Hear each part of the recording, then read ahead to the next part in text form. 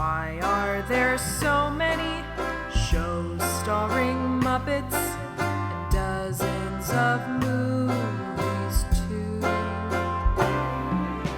They said they'd watch everyone and they mean it. It's something that they've got to do. So now they've pledged you a lifelong commitment. The Muppets, Matthew and Sam.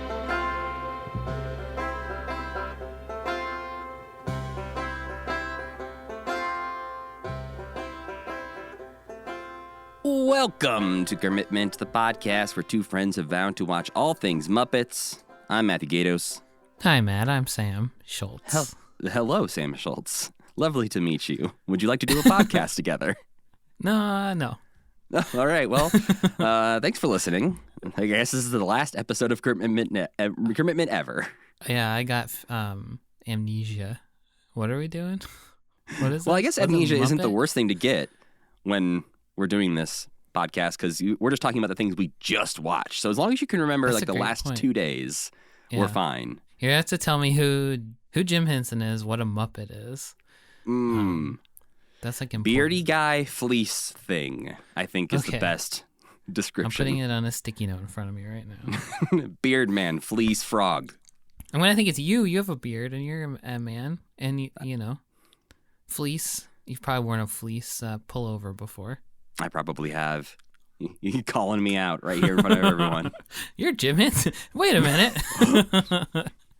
That's the real twist. If you get amnesia, I'll just convince you you're doing a Muppet podcast with Jim Henson. I'll be too embarrassed to say anything mean about any of this stuff. I'll be like, this is your finest work yet, sir. Congratulations. I wasn't even alive for this one. Well, this week we are here to talk a little bit about Jim Henson, I'm sure. He pops up in some of this work. But we are here to continue our journey through Fraggle Rock as we head into February of 1984 and watch episodes 5 through 8 of Season 2, entitled Uncle Matt Comes Home, Boober's Dream, Moki and the Minstrels, and All Work and All Play. Well, before we get into talking about that, Sam, I just wanted to bring up the fact that a couple things have been happening recently in the world of the Muppets. We got a trailer for the Muppets Mayhem, which, as you're listening to this, comes out in a couple of weeks. The full series, all 10 episodes on Disney+. It felt like we got a lot all at once. Like they released like a little short teaser, and then we got a poster, and they were just like, here's the full trailer, everyone, go. And then we got a full list of like a bunch of the cameos that were supposed to be in it.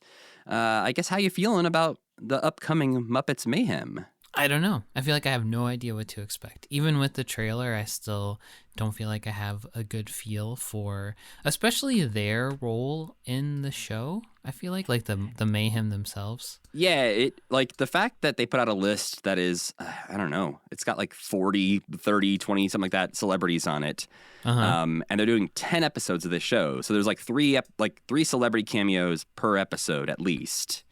And they've confirmed that like the list that Tough Pigs put out that was called like the complete list of celebrity cameos is not the complete list. Like there are still secret ones that they haven't revealed yet, which I'm still 95% convinced Paul McCartney is one of them. You have like, there's evidence for that, right? That's the thing. And like nobody wants to believe me for some reason.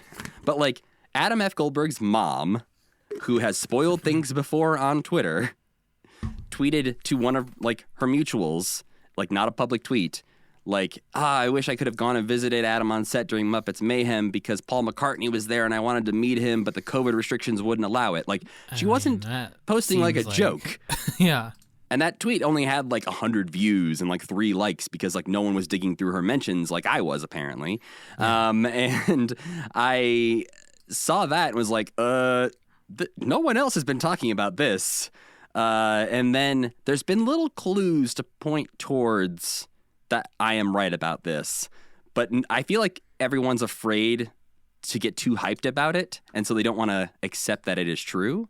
But I think it was Variety or Vulture or somebody put out an article that was the headline was just like Muppets Mayhem coming soon, the Beatles Get Back drops dead or something like that. Like it was like as if Muppets Mayhem was killing Get Back as a concept. And Adam F. Goldberg replied to that tweet saying, "You don't know how funny this is." Oh. Well, why does everybody think you're such a fool? I don't know. I think it is really the fact that no one wants to get excited about a Beatle doing something with the Muppets and then get burned by it not happening. So not much of a burn. Pretty low stakes thing to believe will happen. I mean, you saw a lot of people get very excited the fact that Weird Al is finally doing something with the Muppets, who is weirdly, did not mean that wordplay, has never done anything with the Muppets before. I feel like they didn't overlap at the right time. He could have been a Muppets Tonight, I suppose. He did a photo shoot for Muppets Magazine way back in the day of him and Fozzie just posing together. That's as much as he's done with the Muppets. And you know what? He's almost entering Beatle status, if we're being honest. He's very famous. I mean, yes. But in any other way, like record sales and stuff, maybe not. Oh, but maybe. You don't actually know that, I don't think. You are correct. I do not. But yeah, I guess like reacting to that trailer, what thoughts did you have aside from, a little concerned about the amount of mayhem in the trailer? I think it's interesting that this is going to be a project that isn't led by Kermit, because I don't really know what that means exactly. Like Kermit and Gonzo, I feel like they are people at this point. None of the Electric Mayhem qualify. Like Animal probably is the one who qualifies the most as like, oh, that's Animal. Like I know Animal, that's him.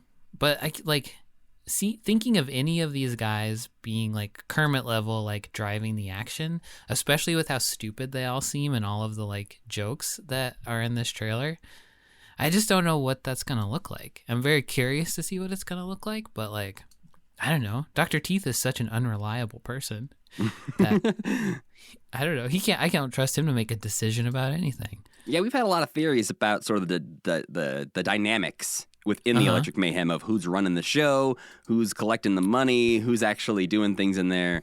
Janice. I think it's Janice now that I think about it. There's some interesting dynamics. Like I think we have typically pointed to Floyd as maybe the brains of the operation, but this trailer kind of throws him down a layer, I think, with the rest of them as not that bright. Yeah. Or extremely high. Very high. I think that is more what it is for sure. But Janice has a speech in this that now that I'm thinking about it, she's like, you really taught us what it means to be the Mayhem, So I think she'll be the Kermit. That's my theory. She's going to be the Kermit of the group. It also looks like they're going to recreate the Muppet movie desert scene, where they're sitting around that fire. Fire. There's a weird like mystical fire thing happening with some green glowing fire. There's a lot to, it's hard to know what this show really is going to be because it feels like the trailer showed us everything and nothing. Because it shows the arc in there of like Lily Singh's character wanting them to make a record to like help her record label out, and shows this little arc of like, you should try new exciting stuff. You know what? No, you should actually get back to your roots and just do you. Right. And I'm like, is that going to be the first couple episodes or is that the whole season arc? Where like, are they going to spend a bunch of episodes trying out new kinds of music and that's where we get all our cameos? Or do they learn that pretty early on? Who knows? And also, what kind of band even is the Electric Mayhem? That's like a great question. House band of a variety show. They've played every type of music. So they have a vinyl record coming out as well that you can pre-order now at various places. And they're releasing the full soundtrack on, Spotify and all the streaming places. But it is going to have a mixture of original songs and cover songs, apparently. And Rockin' Robin is in one of the shots of the trailer as one of the covers they're doing, which is a song they did on The Muppet Show forever ago. So I don't know if it's going to be a mixture of, like, songs they did before on The Muppet Show, a song they did in the Muppet movie. Obviously, Muppet canon is not really a thing, and so it's hard to nail down exactly what has and has not happened in the world of the Muppets. For instance, I also posted about the fact that the van they are using in this series is the same van that was made for the ABC Muppets series. Right. And the ABC Muppet series tweeted about this show too. Right. And they have used that van for other things since that series. They've taken it on Carpool Karaoke. They've taken it to the Outside Lands like music festival thing that they did. So it has been used other places. It is not exclusively an ABC Muppets series van. But interestingly, I tweeted out, is this technically a sequel series? And is the ABC series canon in the Muppets Mayhem? Adam F. Goldberg replied to that, saying, I can confirm this is not considered a sequel series. Okay. So that answers part of the question. Part of your question, yeah. And what's interesting about that is that on the list of celebrity cameos, Ricky Lindholm is on that list. Oh my God. If she shows back up as Fozzie's girlfriend, I'm going to freak out. Well, and so that's the thing is, like, we have plenty of examples. What if they're married now? It's been years. That would be amazing. But we have plenty of examples of, celebrities being in multiple Muppet projects, not playing the same character or themselves or whatever. So it is not a given that she is playing the same Ricky Lindholm character from the ABC series. Hell, it looks like Morgan Freeman's playing Zoot at one point. So who knows who's playing who in this series. But it's interesting just to see, because obviously the Muppet movie seems to have happened in this canon of this TV show. And the Muppet movie seems to be one of those constants that always has happened in the world of the Muppets. Whenever they refer to things, like the Muppet movie seems to be a thing that they always refer to them having done. And it's usually like a movie they did. It's not necessarily like the life, and that was their like life and time, like their adventures weren't actually what happened in the movie. But I'm just curious to see if we get any references to the ABC Muppet series. Now I'm excited. Now you got my hopes up. Well, there's a couple other things about this series that were getting people excited online, and they released a brief clip of a new song called Rock On. And I was trying to dig into maybe who's writing these songs, because it's one of those things where we have a lot of people like, Paul Williams and like famous musicians and lyricists writing songs for the Muppets in the past. And so I was curious, like, did they get someone in to do that again? Or are they, just random Disney lyricists brought in to write original songs for this? And in my first searchings, I found that Mick Giacchino is doing the score for the Muppets Mayhem. Mick Giacchino is Michael Giacchino's son. Michael Giacchino is the one who does the score for like everything now. He's like the new John Williams. He's directed some stuff too, hasn't he? Yeah, he just did the Werewolf by Night that's what it was. Right. Thing. But when I tweeted this and asked, do we know who the lyricists are? Mick Giacchino himself replied and let me know that an article had just come out like last week announcing that Linda Perry from Four Non Blondes was doing some of the original songs for the series. Linda Perry has also written many, many, many like hit songs that you have heard of. She's not just from Four Non Blondes. She has written songs like Get the Party Started by Pink or Beautiful for Christina Aguilera. And again, many, many other songs. So yeah, we know a bit more about this series now. Obviously, we don't know a ton about the story or what the episodes are going to be structured like, but all the episodes drop on May 10th, all at once, all 10 episodes, so you can marathon through them and watch them all. And Sam and I will be recording a podcast that weekend, so you'll get to hear our thoughts on it as soon as we humanly can. Yeah, we're going to be madmen. Yeah, that episode will probably come out on like the 15th or 16th of May, so less than a week after the series drops. We're going to do sort of a gut check reaction, talk about all 10 episodes in our one episode, as opposed to, waiting 5 years until we catch up to it. Yeah. And obviously, eventually, we'll go through and talk about episodes more specifically and rewatch it. Yeah. But we want to watch it, so we're going to watch it all and talk about it as one whole piece. It's just so funny to see this, like, musicians be like, the Mayhem really taught me how to rock. And then to think back and it's like, tweedly-diddly-dee, tweedly-diddly-dee. Cool, that's okay, guys, whatever you say. Yeah, Tommy Lee talking about the Mayhem, tattooing their name on him. And I'm just imagining them actually on a bender together. Yeah, Animal could do it. Animal can't spell. So he'd need somebody's help, I think. But I believe him. Yeah, I believe he could do it. And Dr. Teeth. I think Dr. Teeth's malicious enough that he'd be like, this Dr. is great Teeth would do it marketing, sober. man. Yeah. Yeah. Dr. Cheat's the one who's like secretly sober the whole time and just like, Yeah. Because he's the master manipulator. He's the puppet. The puppet. he's the only one with actual hands.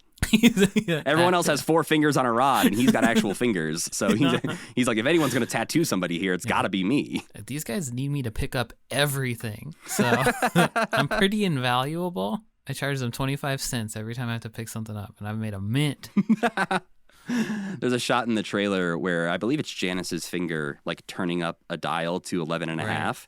And there's like a weird little like blur warping thing happening on the word on the amp. And somebody was like, I think that's just motion blur. And I was like, motion blur doesn't move the things that aren't moving, though. Like the finger could have motion blur, but the words in the background wouldn't warp. And I think what it is they probably had a hell of a time making Janice's singular finger control anything when it's a piece of cloth. And so, like, much like when we talked to Sujith Verghese of, you know, a Fraggle jumping across a cavern, easy. A Fraggle handing something to somebody else, very hard. I think this is an instance where Janice, like, doesn't have the dexterity to actually manipulate a knob. And so it's probably, you know, there's like a rod controlling Janice, or the whole thing is just CGI. I don't know. Very unimportant. But I'm curious to see some of the more visually interesting, like, because like there's a scene, there's a shot in the trailer where they are all standing on a stage, full body. People are loving to note that Zoot is about 2 feet tall compared to all of his electric tiny. mayhem. Why is he so small? I don't know, but they posted about that too, saying that Zoot doesn't realize he's the smallest of the Electric Mayhem. Apparently, that's part of his personality is he doesn't realize it. Because it just happened. They just cut a few inches off the bottom of his legs. He's got that Cotton Hill surgery. Yeah. Lost his shins in Vietnam. Okay. This is going to be a weird show. Well, the last thing before we get into our episode here, I just wanted to note that our 100th episode is coming up, everyone. We are going to be recording that pretty soon. As a part of that, we'll be watching Henson's Place, the documentary that came out in 1984. But we'd also like to do some other things on that episode, including answer questions, reading your emails, whether it's a comment, a review, praise for me and Sam and how great we are, whatever you want to do. You can send us an email at mail@commitment.com, or you can send, a tweet or a message on Instagram, or, wherever you want to send us a message, we will find it. And yeah, just want to include some of those in our 100th episode celebration. How have we touched your life? Let us know. We've gotten some very sweet messages already since I asked for it on Twitter, which is very nice to see. And yeah, we'll be recording that episode on May 7th. So you have essentially until May 6th, which this episode, comes out. You got a little bit of time there. You got about a week and a half. Until May 7th at 9:55 a.m. Mountain Time. To send us stuff. I mean, I'm not going to be looking last minute for stuff, so let's set the deadline the day before. You got until May 6th, so about a week and a half from when this episode comes out, you've got time to get your messages in there. So yeah, we'll read some of those out. If you want us to not say your name or anything, you can let us know that, and we'll keep it anonymous. But yeah, send those in. Well, Sam, how about you tell the people what we watched this week?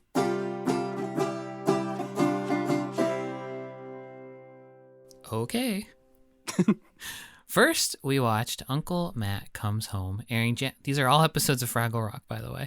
Airing January 30th, 1984. Gobo receives a very special postcard from his Uncle Matt declaring that he's done all of the outer space exploring that he needs to do and that he's coming back to Fraggle Rock. Gobo is super excited about this because it means that he can show his uncle what a great explorer he's become, and they can combine their exploring skills to reach new exploring heights. Like maybe they can find the legendary and unfindable crystal caverns even. A few days later, Matt comes back to a big welcome home party, but what everyone's forgotten about Matt is that he's both a bumbling oaf and an asshole.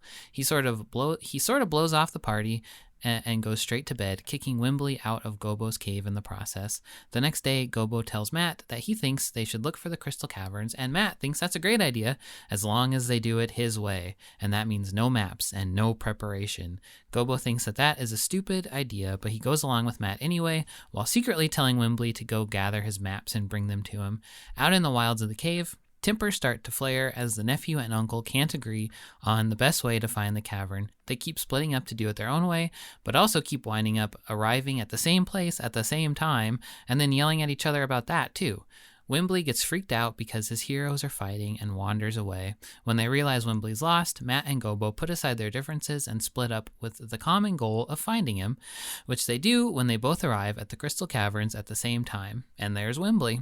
Matt and Gobo fight over who found the caverns first before Wembley reminds them that he was actually the one who found the caverns, and Matt and Gobo realize that maybe Fraggle Rock isn't big enough for two master explorers, and Matt decides he wants to go back to outer space and leave Fraggle Rock to Gobo. The moral? Sometimes you can't go home, and also there are lots of different ways to go about doing the same thing. Meanwhile, up in outer space, Doc hears Gobo shout, "Whoopee!" when he gets the news that Matt is coming back, and finally starts to believe Sprocket that something weird is happening in the walls of their workshop. He sets up some recording equipment to try to capture proof, but things keep going wrong because, Doc's a dumbass, so he can't really do anything quite right. Next up, Boober's Dream. Air date February 6, 1984. Boober tells Wembley about these horrible dreams he's been having about this raucous, fun-loving Fraggle named Sidebottom who loves to party. It's gotten to the point where Boober doesn't even want to sleep anymore because he dreads seeing this guy so much. Wembley takes Boober to the trash heap to find out what they should do, and she basically says you either have to make peace with this Sidebottom guy or just never ever sleep again. Luckily, Boober doesn't have to do either of these things alone because Marjorie reminds them that apparently Fraggles can share dreams. So Boober and Wembley go home and fall asleep with their heads touching, allowing Wembley into Boober's dream world to meet Sidebottom, who it turns out is a duplicate of Boober with a couple of differences. One being that he's extremely fun-loving, and the other is that he's got a really fun hat on. Wembley and Sidebottom hit it off instantly and do all kinds of frolicking together. After they wake up, Wembley immediately blabs to everyone that Sidebottom rules, and all of Boober's friends want to meet him too. They all share Boober's dream and also hit it off with Sidebottom until Sidebottom takes things a little too far. He gets them to all play freeze tag, except since this is his realm, when he freezes them, they are really actually frozen. So he freezes all of Boober's friends and says that he doesn't want them to leave because he just wants to keep having fun. This is the last straw for Boober, and he attacks Sidebottom. In their struggles, Sidebottom reveals that he wasn't really going to keep them there forever. He was just sick of Boober ignoring him all the time. He doesn't want to replace Boober, he just wants to help him have a little bit of fun every now and then. They come to an agreement that Sidebottom can integrate himself into Boober's personality and come out every now and then, as long as he isn't too embarrassing. Sidebottom agrees to this, lets his friends go, and merges into Boober. The other Fraggles wake up and leave, and Boober lets out a nice little chuckle to confirm that Sidebottom is, in fact, now part of him. The moral? Don't keep parts of yourself bottled up, or you won't be living your best life. And also, there's a such thing as being too boring, but there's also a such thing as having too much fun. Up in outer space, Doc dreamt about a Fraggle, though he doesn't realize that he dreamt about a Fraggle. He just describes a Fraggle, and is consulting dream books to try to figure out what it could mean, which he never ends up doing. February 13th, 1984, Moki and the Minstrels. Cantus and his minstrels return to the rock, and during their visit, Cantus tells Moki that she might have the makings of a fine minstrel. This gets Moki really excited, and she decides that she's going to go with the minstrels when they leave. This makes all of her friends really sad, especially Red, but Moki basically says, "You have to be happy for me that I'm doing this," and leaves without much thought. Moki tries to tackle her new role as a minstrel with gusto, pretending to understand what Cantus is saying, but not really actually listening to him, and quickly discovers that there's a difference between is a minstrel and could be a minstrel. Cantus tells her that she can't be a minstrel until she passes his tests, the first of which is to sit in the dark and quiet singing cave until she hears its song, even if it takes her the rest of her life. Moki gives it a shot and even kind of starts to understand what Cantus is trying to teach her, but finally declares to herself that she can't do it. Cantus comes to her and says that while she technically failed the test, she succeeded in realizing that she's still got work to do before she's ready to pass the test and become a minstrel. He takes her back to Fraggle Rock, where she can be with her friends while preparing herself for the hard work that she'll need to do to become a minstrel. The moral? Even in something subjective like art, there are rules to learn and people who know better than you, and you can never truly be great at anything without a lot of work. Up in outer space, Doc gets a saxophone with the intention of teaching himself to play. He learns all about how the instrument is put together and how it works, but then he tries a couple of toots and decides right away that he's probably never going to be very good at it.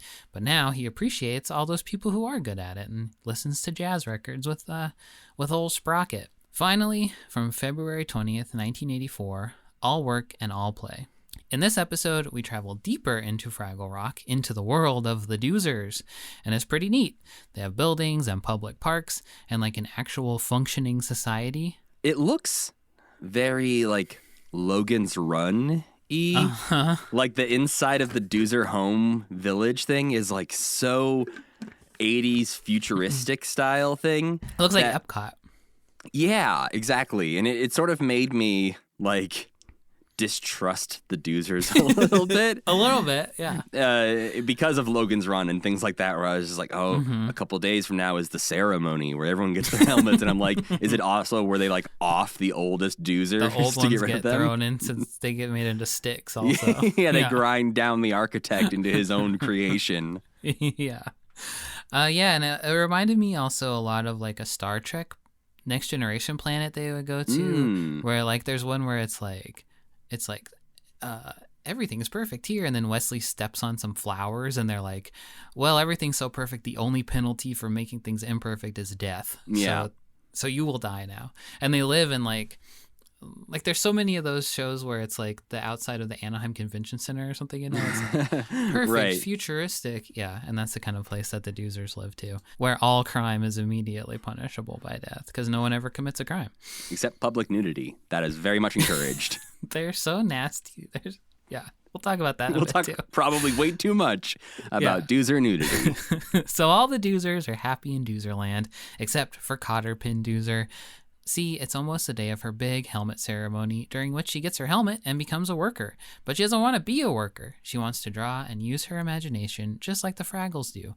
Her parents and the head architect of the Doozers are all worried about her and force her to study, but on the day of her helmet ceremony, Cotterpin runs away to live with the Fraggles. She finds Red and convinces her to teach her how to be a Fraggle, which Red agrees to do, but it doesn't really go so great. Cotterpin is too small to run and play. And when Red proposes they go swimming, Cotterpin is disgusted because swimming is the most vile thing in the world to a Doozer. This causes Cotterpin to realize that she's a Doozer at heart, and she goes back to face her fate.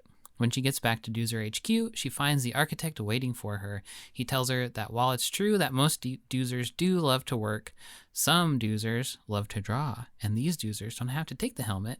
They can take the drawing board and become an architect just like him.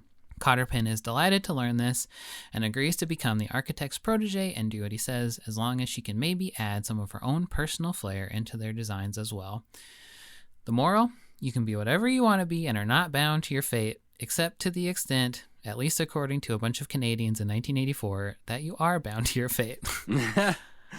Up in outer space, Sprocket is bored of his life and tells Doc that he wants to be a horse. Doc helps him and gets him a saddle and some horseshoes, and things are going pretty good until Doc tells him that he has to eat hay now, at which point Sprocket decides he'd rather be a dog. But in my opinion, Sprocket could have just been a horse that eats dog food. I think that would have been okay. It felt like Doc was very supportive of Sprocket up until a point. Yeah, At which like it he was knew like the whole time. Like his end game was always like, I'm gonna, you can't be whatever you want to be, Sprocket. You're a dog.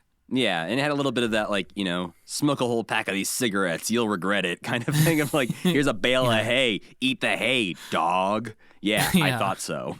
Elsewhere in February of 1984, the movie Footloose is released. Astronauts perform the first untethered spacewalk.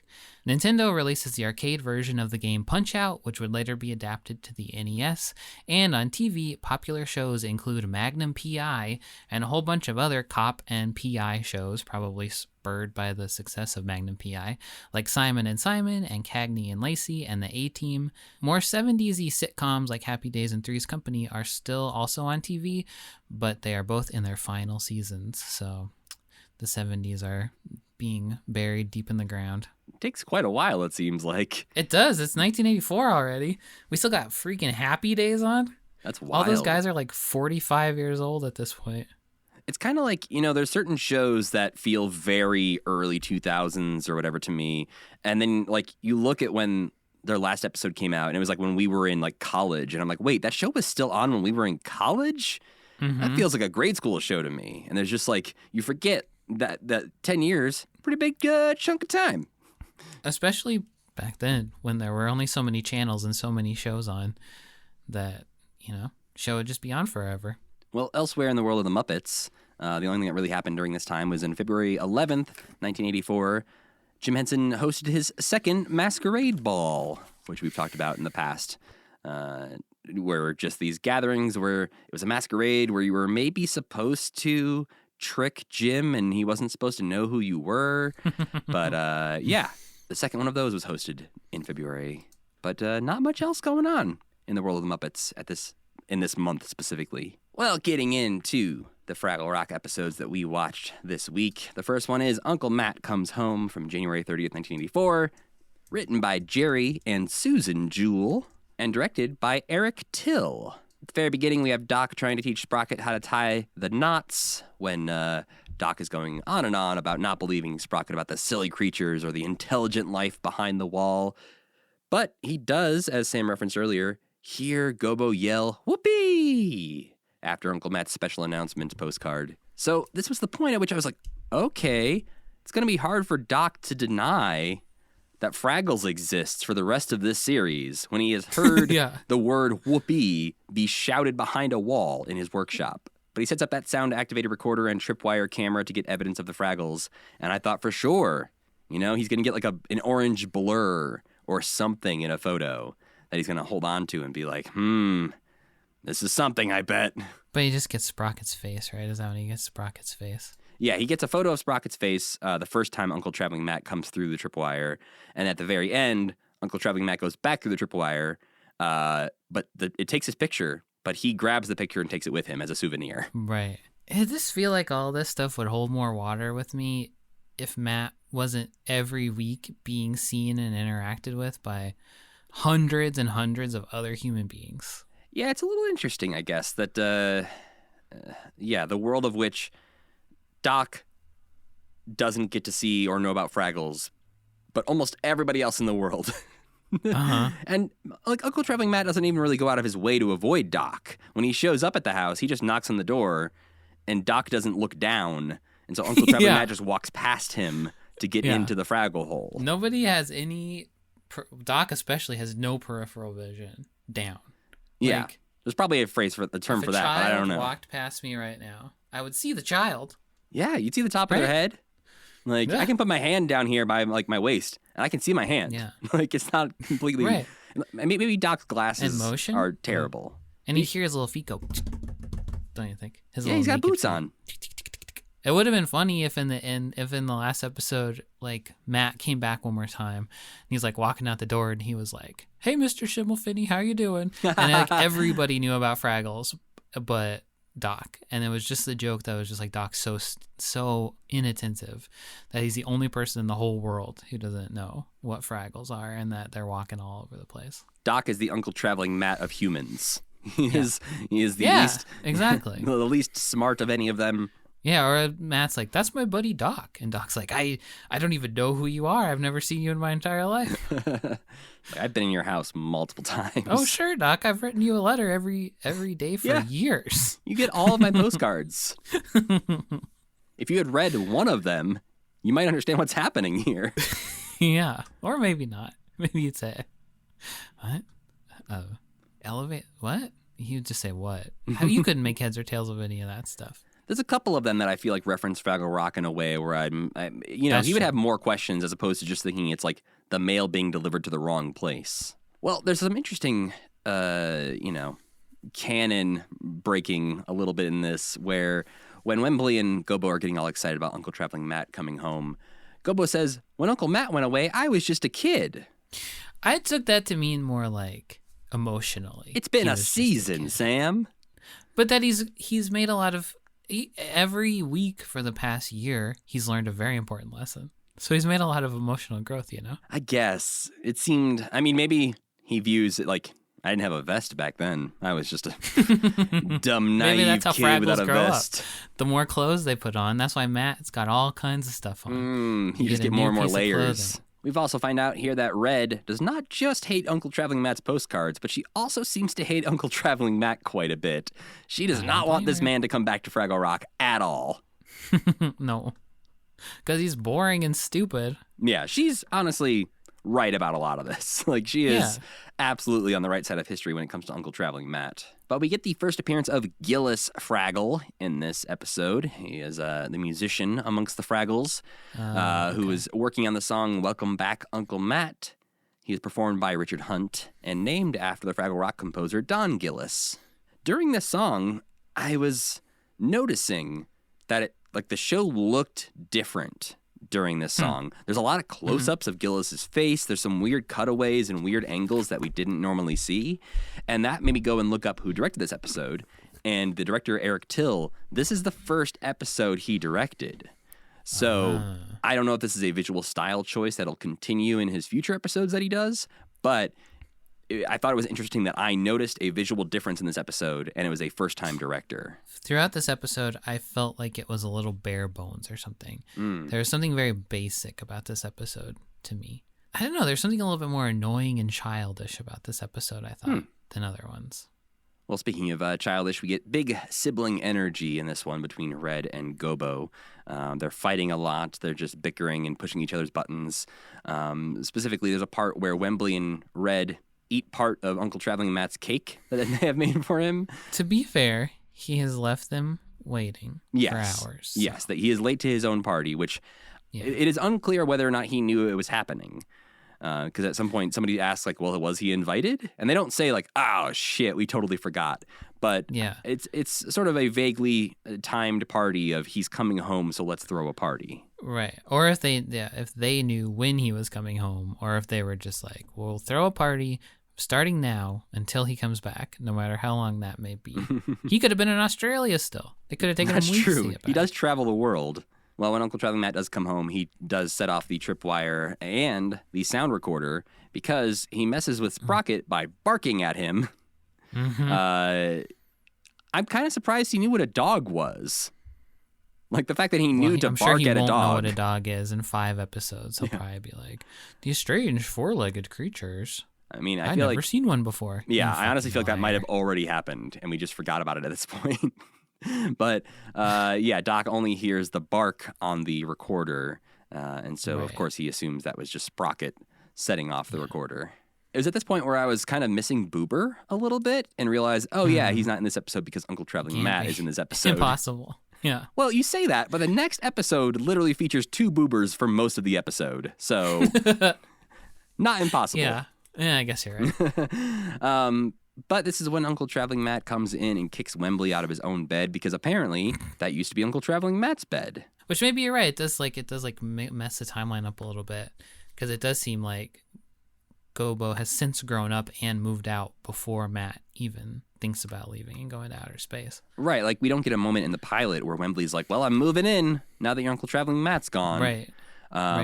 But it makes it like feel this like is my dorm that's been assigned to me. We have lived together for a long time. Right. It feels, in this episode, it feels a bit more like this is the Gobo Matt family cave or something that's been passed down, and Wembley was like allowed to move in to Gobo's house or something. Where did he live before? I mean, we see in this batch that Red was just like sleeping on the floor of their cave in one episode. So yeah, right. I don't know if the lines are very clear as to who sleeps where at all times. Yeah. Or the budget is very big enough to build another apartment for them to live in. We get, again, in a different episode, we get a little bit of a hint of where Moki and Red live. But it's just kind of a weird, like, outcropping. Like, there's not really, like, a clear, like, oh, here are their beds and here is where they keep their stuff kind of thing. So, yeah, I don't think we get a lot of, at least so far, we haven't seen a lot of commitment as far as, like, where Boober, Red, and Moki are sleeping every night. But Wembley does say he's going to go stay at Boober's tonight. So Boober has a house. Yeah, I thought it was always just like this like little rock that has enough room for like him, pretty much. So I don't know where Wembley's going to sleep, but maybe he'll sleep out near the laundry or the cooking materials. Oh, sleeping in a big pile of warm laundry? That would be nice. That wouldn't be but I guess they don't. He probably hang dries his clothes, huh? Yeah, I was going to say he doesn't have a dryer. You could have like some steam vent or something. They're probably like a bug or something that like blows hot air. Yeah. Well, the crux of this episode is Gobo wanting his Uncle Traveling Matt to see him as a peer, to see him as a fellow explorer. And Uncle Traveling Matt's like, you child, I will lead our expeditions. Leave your silly maps at home. And we even see a little bit of a confrontation very early on where they sing the song Follow Me, which was in the pilot episode of this show. When This Uncle is like the Traveling Matt... rudest thing that's ever happened in Fraggle Rock. Yeah, it caught me off guard, honestly. So the song was in the pilot. We'll hear it a bunch more times. This is like the Fraggle Rock song. And in this, Uncle Traveling Matt is singing it, and Gobo jumps in and starts singing the second verse. And Matt just goes, ahem, and stops him and just says, that is my song. Holy shit, dude. And Gobo's just like, oh, okay. All right. I guess I'll stop singing. Singing now. Okay. Gobo realizes his uncle's an asshole so fast, which is kind of like like admirable. Yes, because he doesn't try to defend Uncle Traveling Matt to Wembley or anything like that for very long. I think he has like a couple lines where he's like, my uncle's a great guy, da da da. And like as soon as he's like, that's my song, he's like, oh, fuck you, dude. I'm going to go my own way. I'm going to use my maps. I'm going to be a better explorer than you. And it sheds some light on why Gobo's such a prick, too. Yeah, he was not raised by the best grew up guy. with the meanest Fraggle. That's just so antithetical to everything Fraggles believe, too. Like, they have song hive mind. They all know every song. Yeah, they're very musical creatures, and the fact of that, the idea of one of them having a song that is exclusive for them to sing. I think maybe Uncle Traveling Matt's just been gone for too long. He's forgetting the ways of the Fraggle a little bit. He's turning into a guy. Yeah. He's been on his own, so he doesn't really remember the fact that like they all actually get along and like each other. Yeah, but in the flashbacks, he was like that too. Like he's a blowhard. He's always been a blowhard. Yeah, he did dissuade Gobo from being a juggler and kind of forced him into being an explorer. Well, Wembley teaches us that the only two impossible things in the rock are finding the Crystal Cavern and finding the home of the Rock Clingers. The Rock Clingers, which apparently are disgustingly cute creatures who, if you follow one, will fall in love with you and follow you forever.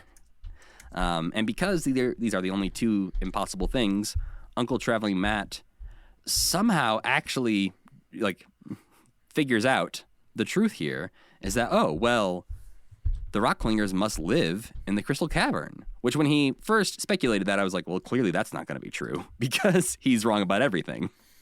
Spoiler alert, it does turn out to be true that the Rock Clingers live in the Crystal Cavern. Rock Clingers, by the way, look wild. They look like Popples, kind of. Do you remember Popples? I don't remember Popples. Oh, yeah, like, okay, I can see that. Kinda, right? Yeah. I think they look also like a toy from the 80s that would have been very popular. Like a doll from the 80s. They also look a bit like those Carol Channing Muppets that appeared in the Muppet Show, where they like put the giant eyes on the Muppets to make them look like Carol Channing. It's like they had some leftover Carol Channing Muppets and like blended them together with a Fraggle and was like, I got this thing, I guess. Yes, this is okay. Yeah, they are. There's something a little off about them for sure. There's a couple background creatures in this batch that felt a little off to me, and this was the first one. Yeah. I was surprised to read that they do not come back. Like this felt like a thing that could come back. Like Gobo gets a pet one at the end. Was he like drown it or something? And they established so much lore in Fraggle Rock that like this is a thing, this is true. Every Fraggle knows and fears these things, but then they never mention it again. And so it's like there's a very wide but not deep lore for Fraggle Rock. Yeah. And the disdain to which they treat the rock clingers too is kind of unfraggleish as well.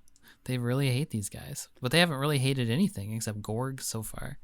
Well, and they hate them because they're too cute and they fall in love with you, which is, I feel like somebody like Moki could have a whole episode where she finds the rock clingers and welcomes their worship and is like, guys, I have a cult now of rock clingers who love me.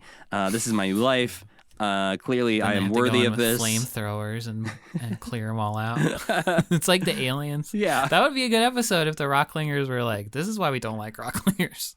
They bust out of your face if you let them around you. Or too it becomes long. like a Trouble with Tribbles situation where the rock clingers just start taking over the rock. Yeah, that would be great. Well, unfortunately, we'll never get that. Maybe Back to the Rock can do that in season 2 or 3 or something. But in my notes at this point, I put, will Gobo and Matt realize that they're both incredibly stubborn, but that both their methods are working? The fact that, like, if they worked together, they could achieve the exact same thing because they are both independently getting to the same place. Yeah. And They don't really, do they? no, I think the resolution of this episode is interesting because it is not, we should work together. It's more so, oh, we should never work together. We cannot get along. You should go. You should leave. You should just go. That kind of worked for me, though. Oh, absolutely. I like the resolution, partially because they also figure out and talk about it like, oh, Uncle Traveling Matt, you will not be happy here. You will be happiest traveling the world. You shouldn't stay here just because it feels like you should stay here. And I like that as sort of the moral. But we do still get an Uncle Traveling Matt postcard in this. It's not really a postcard. It's just a thing he remembers and tells them about. Yeah, it's funny because it's like, right about now, we would diffuse things with an Uncle Matt postcard. And then Matt's like, hey, I'm right here. Let me tell you a story. And he tells them the story of going to a ski lodge and seeing a bunch of broken-legged silly creatures. Is this a thing that happens at ski lodges? I think it's a cliche of things that happen at ski lodges in movies and TV shows is that, like, if you go skiing, you're going to break your leg. But he does see this as a positive thing that the silly creatures achieved. They achieved white leg because all of these silly creatures have casts on both of their legs as they sit at the ski lodge. And so we get to see a very impressive skiing Uncle Traveling Matt puppet. Which seems like they just built like a really stiff version of the puppet and shoved it down a hill. Yeah. But still seeing it happen from afar was still impressive. And one of those things that if someone proposed it to me and I was a producer, I'd be like, we don't have to. You have to go all the way up a mountain. It's going to be so cold That's the up thing there. is, like, I have a theory about where they are in this, but the fact that they are in like a giant mountainous ski resort place to shoot this, I'm like, wow, whoever was producing these Fraggle Rock traveling segments was a smart person because they're like, well, I think we have to do this. I think we have to travel the world. I think we're going to need to stay for like 3 days, 4 days. Yeah, let's go. Maybe. Let's have Uncle Traveling Matt go to all the most fun touristy things around the world, please. Yeah. Yeah, you're right. My theory is that they might be in Norway for this.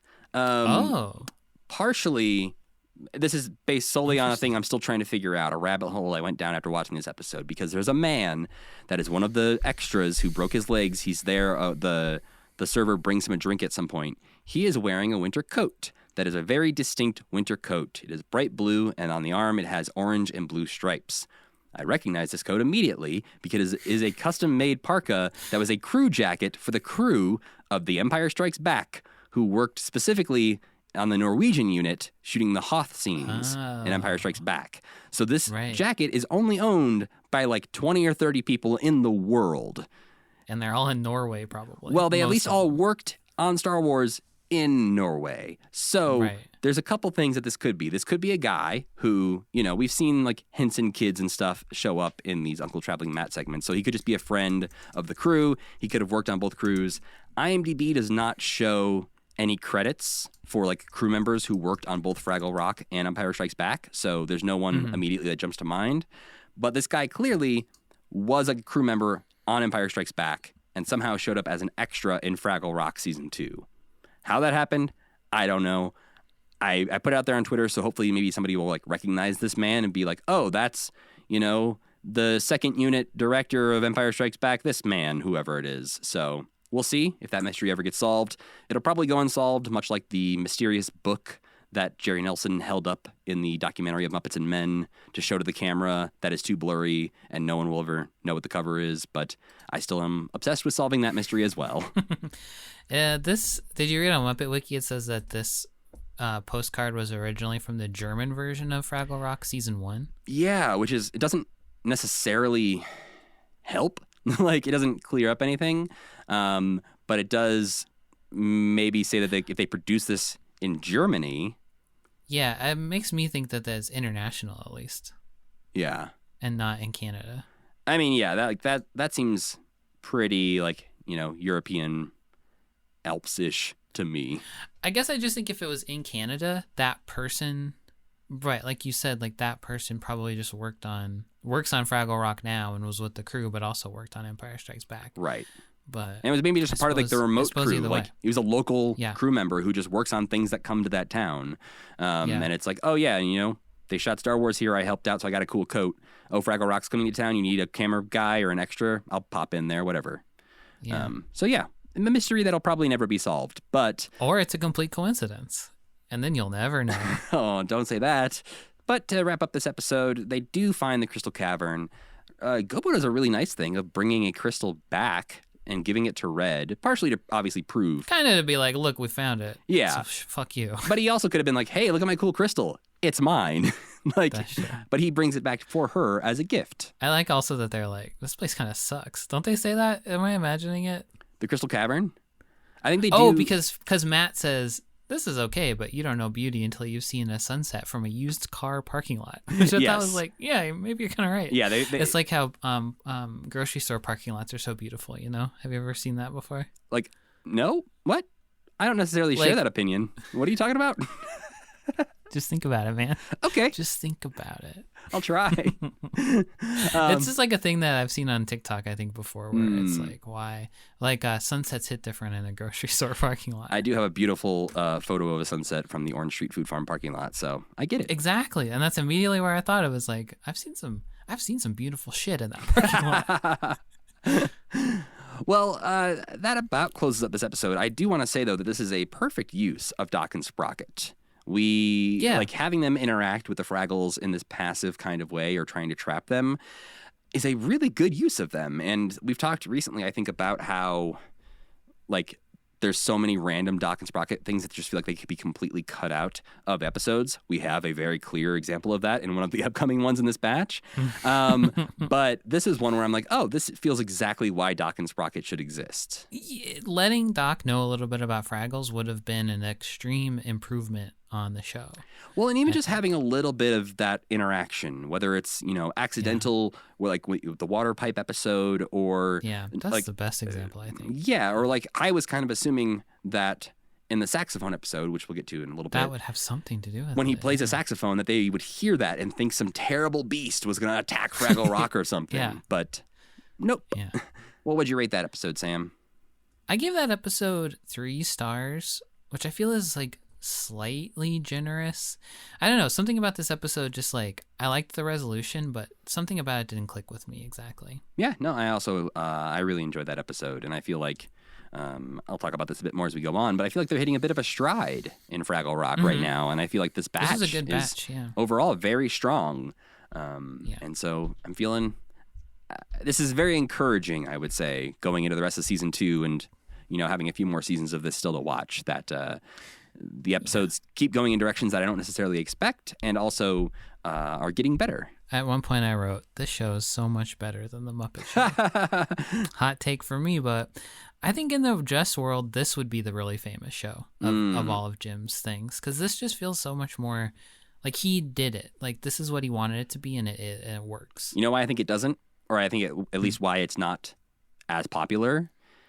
You don't get Gobo and Red doing talk shows because you can't.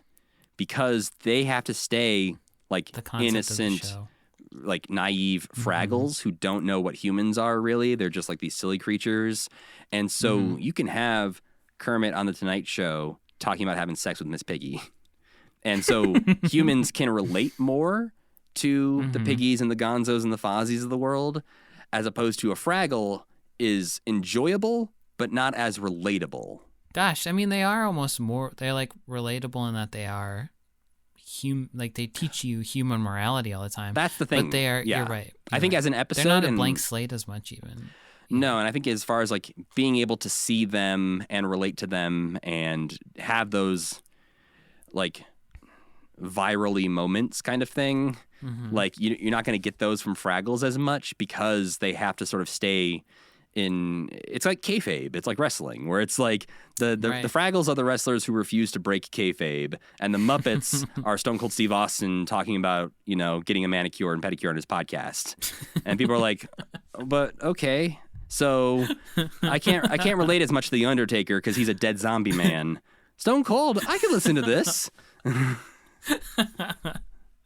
Would the Undertaker's podcast just be silence for an hour? What does he talk? Just yeah, interviewing somebody. No, the problem is nowadays the Undertaker talks too much. He has fully broken kayfabe and has now become kind of a youth pastor when he talks.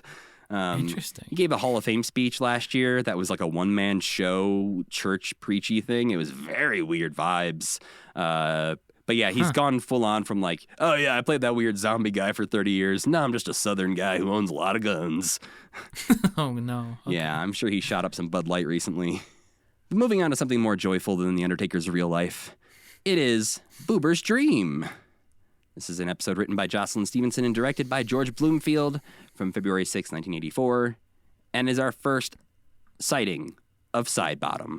It is also a little bit breaking something we literally just talked about in our last episode, where Sam's theory was that in the world of Fraggle Rock, the Muppets are real, and Jim Henson isn't like a thing. He's not out there producing content.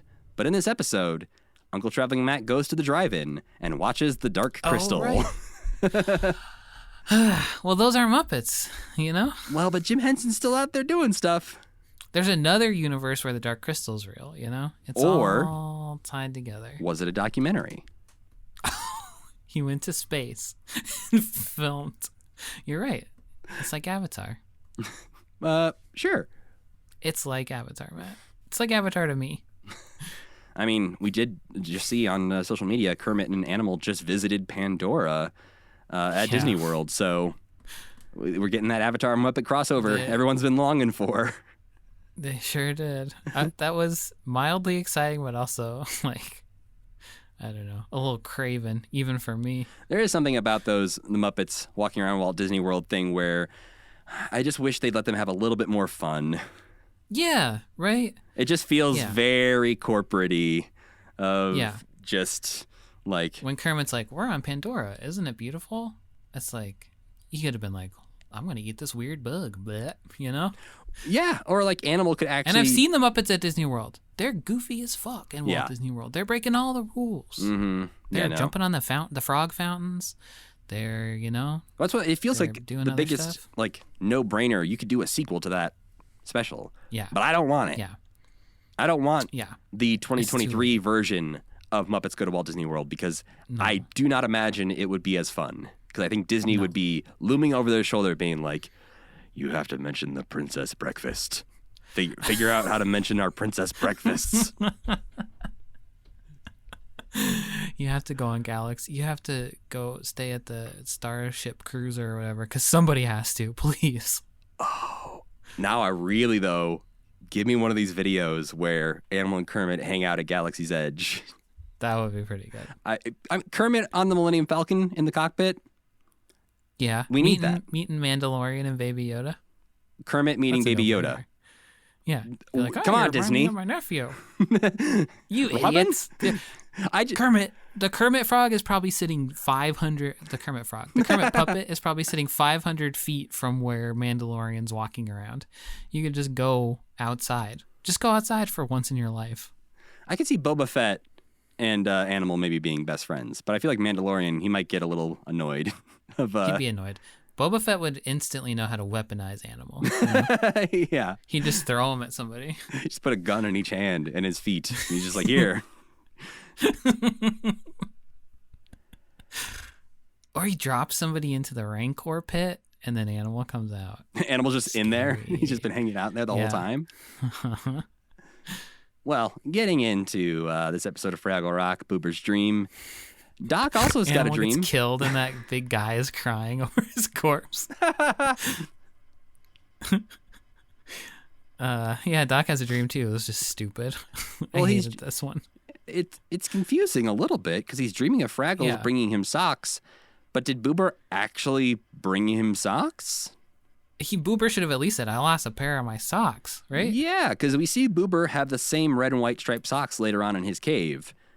And Doc actually got socks. So it seems like maybe Boober was sleepwalking or something. And brought some socks up to Doc. I don't know.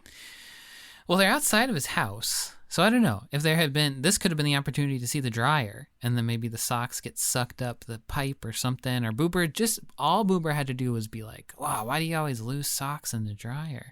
And then it would have been like, oh, I guess the vent goes to Doc's front door somehow. Yeah. But it does feel like, and again, we won't get too much into things, but this does start to feel like they want Doc to keep learning more and more about Fraggles here in season 2. Like, it feels like they want to keep introducing little things to be like, he's going to figure this out eventually. He's not that dumb. Yeah.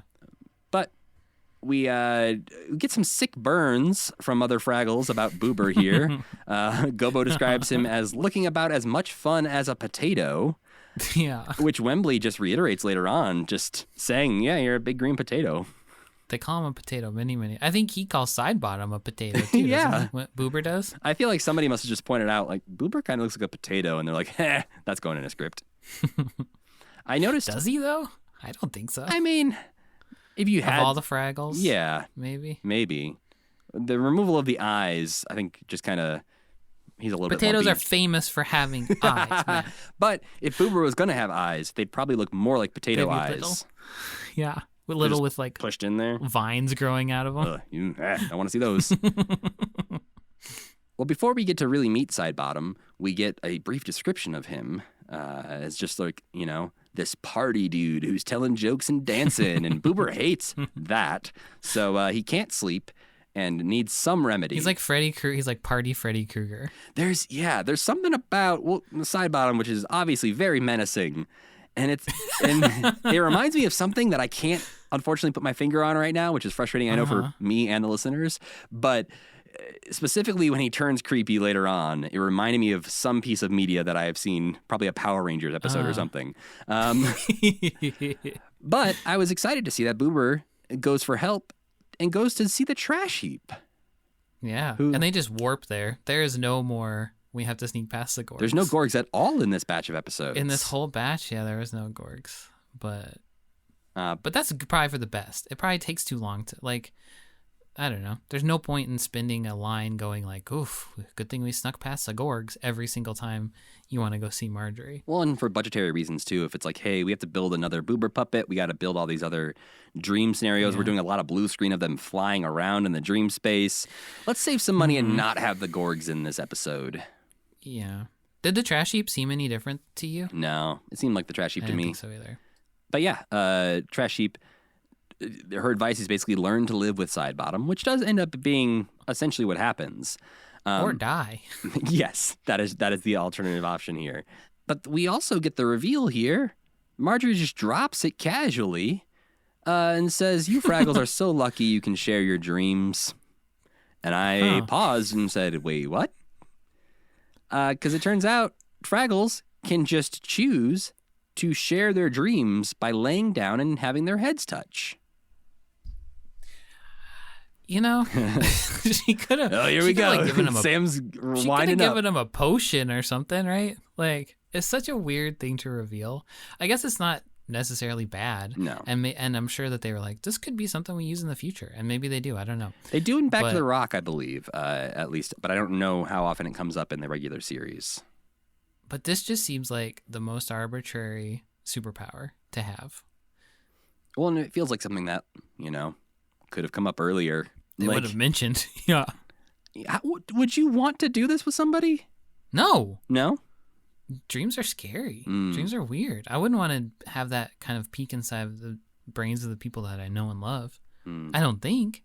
Maybe Fraggles have more straightforward dreams. They seem to be in control of what's happening in their dreams quite a bit. They always lucid dream. So I guess that makes sense. Yeah, maybe. If you had a lucid dream where you could steer away from the dark corners of your mind while your friend's visiting, you'd be like, man, let's not open that door. Yeah. Let's go over here. Maybe that's why Fraggles are like more peaceful too, because they can like choose to like confront the parts of their mind that are troubling them. Well, as we get to see here, we get to meet Sidebottom, the longer-haired fun Boober. who has a delightful line when he sees Wembley and says, "Have you actually brought a friend to my happy corner of the land behind the eyes?" Which is just a great way to refer to dreams, is the land behind the eyes. Yeah, I think Sidebottom's delightful. I like that even when he gets creepy for a second, right afterwards, he's like, "I'm just fucking with you, dude. I'm a nice guy." I feel like he's a bit You don't more... trust him still? No, I feel like if he wasn't called out, if Boober wasn't there to call him out, he would have kept them there frozen forever. But we get a hoedown song called Everybody's Doing It, Boober's Dream. It feels like it's missing some words in that sentence, but they just keep singing the words, "Everybody's doing it, Boober's Dream. Everybody's doing it, Everybody's Boober's Dream." Everybody's doing what? Yeah, they don't even say doing it in Boober's Dream. They just say, "Everybody's doing it, Boober's Dream." Boober just has constant sex dreams. But we see a brief appearance at this moment, and something I just thought was going to make a brief appearance, but keeps coming back, is the whoopee cushion that Sidebottom his has. pet. Yeah, which is like a magical flying little like pillow. Cushion. A cushion that's fancy embroidery that just shouts, "Whoopee!" Pretty cute. Pretty I cute. liked 'em. But one of those that felt a little out of place amongst the Fraggles. Yeah, and then he keeps showing up, and Sidebottom's probably just like, "Dude, what are you still doing here?" Whoopee! It's all I can did my say. sight gag already. Get lost. Yeah. I liked the dream realm that had the like laundry hung up, but it was like fun like banners. Yeah, it was all like Looked cut out like- of construction paper and like drawn. So it was like Sidebottom doesn't actually have laundry to do. So he creates fake laundry to hang on things. Yeah. He's like, "Look, Boober, we have this in common." Or he's got to like make fun with whatever raw materials are in Boober's brain, which is only laundry. So he's got to make it as fun as he possibly can. Whatever Boober has in his hands as he falls asleep, that's the only thing that Sidebottom can get. Yeah. There's a moment in here where Sidebottom references getting out, which was also a little unsettling because he says like, "Oh, you won't let them in anymore, but you also won't let me out. What am I supposed to do?" And I'm like, is that an option? Is there an option that he could let Sidebottom out of his dream? He just wants Boober to laugh every now and then. When he does, then that's letting him pleases out. Sidebottom. Okay. Yeah. I'm just... There's nothing shady going on here, man. I just know that You can Sidebottom, trust I think, comes Sidebottom. back in future episodes. And I'm a little afraid we're going to get like a Sidebottom breaks out of the dream realm episode. I think he's a good guy. I trust him. I'm questioning him a little bit. But that's when we see Uncle Traveling Matt go and watch the Dark Crystal at the drive-in. He sees it as a shared dream amongst the giant, shiny All the metal cars. creatures he believes they are. Which is kind of fun. Yeah. He sees them turn off their lights, and he believes that's them shutting their eyes to dream share. Yeah. And we just see a brief glimpse of some scenes from the Dark Crystal. And then Matt's like, "This shit's crazy, right?" And then we find out that Sidebottom is lonely. And everyone else, because of Wembley, thinks Sidebottom sounds pretty cool. And they really want to meet him. They do this all in Oath of the Fraggle, too. In this They one. do, Remember? yeah. They brought that back, which is, again, something that I did not expect, but does also come back in the future again as well.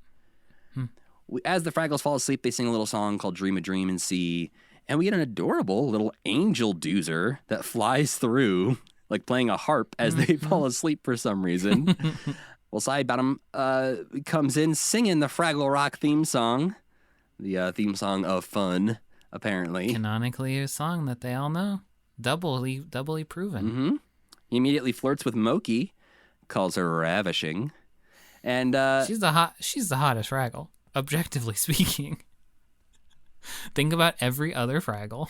She's the hottest Fraggle.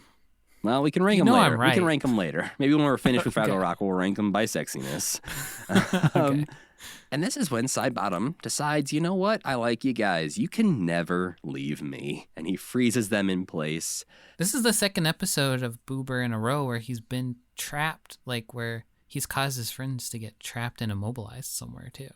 Because the other one was Boober Rock, where they all get trapped by the flowers Oh, yeah. He keeps leading them into precarious situations. into death traps. Yeah, Well, thankfully, he's able to talk his way out of this one. And him and just Sidebottom... beats the shit out of Sidebottom Well, yeah. He also sings... for a minute. He also sings a nice little duet with him, though. They Yeah, reconcile. That's a good duet. At the end, they become one. They merge together. And now... I like when he starts to merge and Boober's like, "What are you doing? I just met you." yeah. There's a little bit of a sexual implication. He's getting a little fresh by just wanting to merge into him immediately. But yeah, Sam talked about they merge together, gives out a nice little chuckle to show that side bottom is still inside there somewhere. Oh, that part's a little menacing also. Yeah, no, I feel like that's why it's going to come out later. Like, there's going to be a little bit of this personality. I think he's a good guy now, though. I think he's a good guy. I think the next time he comes out, he'll be helping somehow. All right, well, we'll find out sometime, I'm sure. But I'm going to place my money on that side bottom will be a menace.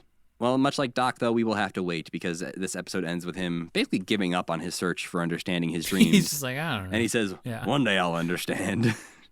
He also says, all dreams are a little real. False. Not true at all. Well, that's not a good moral to teach anybody. Well, it only is because Marjorie says the same thing to Boober when they're talking about his dream.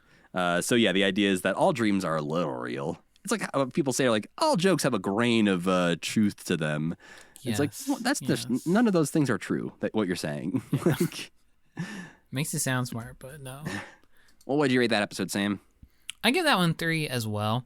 I think it was a fun episode, but so much of it takes place in the same place with like the same background and like the chroma keyed, like it was just kind of visually a little bit boring, I thought. Yeah. I think I liked it because it was just so much Boober and like an interesting exploration of Boober. Right. And I think we've talked about this in this season is that they're doing their morals a little bit subtler. They're not just like saying that like, well, thank goodness we thought about what a real friend means and we all agreed I am a real friend now. Like it's a little more subtle than it was in season 1.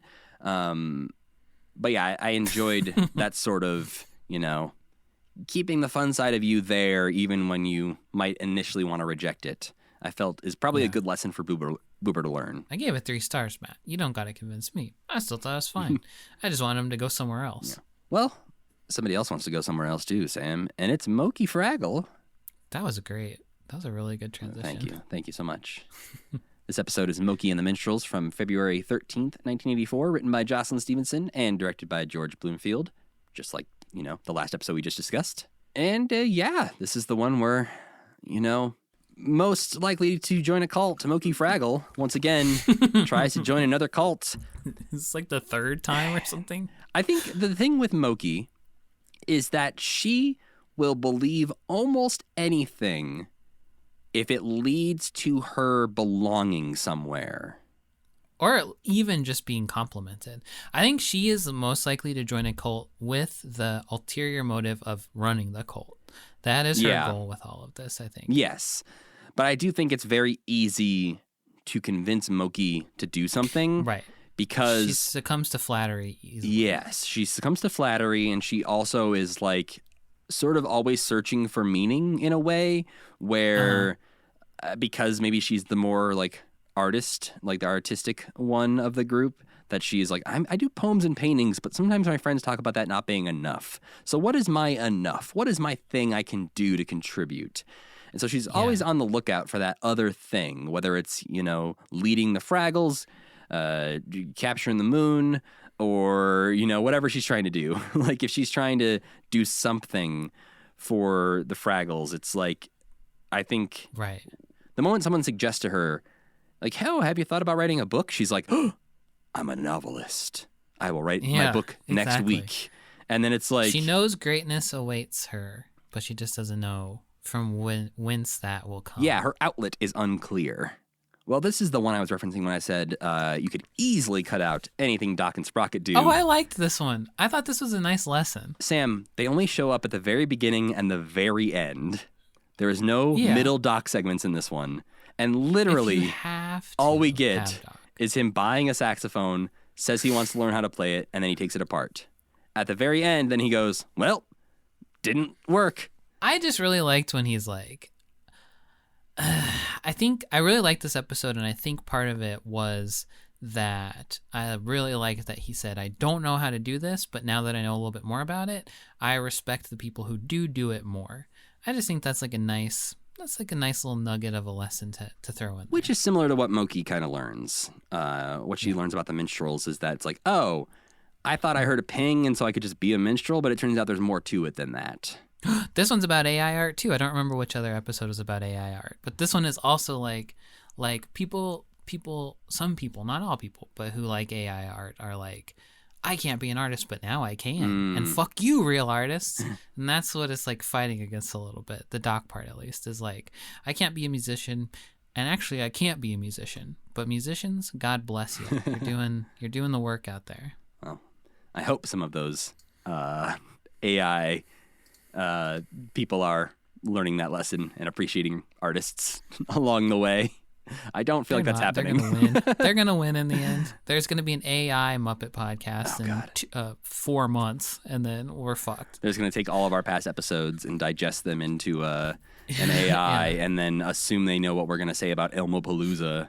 And then generate every episode. They're going to release 1,000 episodes in 1 week and be like, boom, we did it. Commitment, done. Oh, don't do that, please. Please don't do that. I need this. I think my main issue with the Doc and Sprocket stuff is just that I completely forgot about them until they pop up at the end. Yeah. It would have been nice to have a little reminder or something. Yeah. That's true.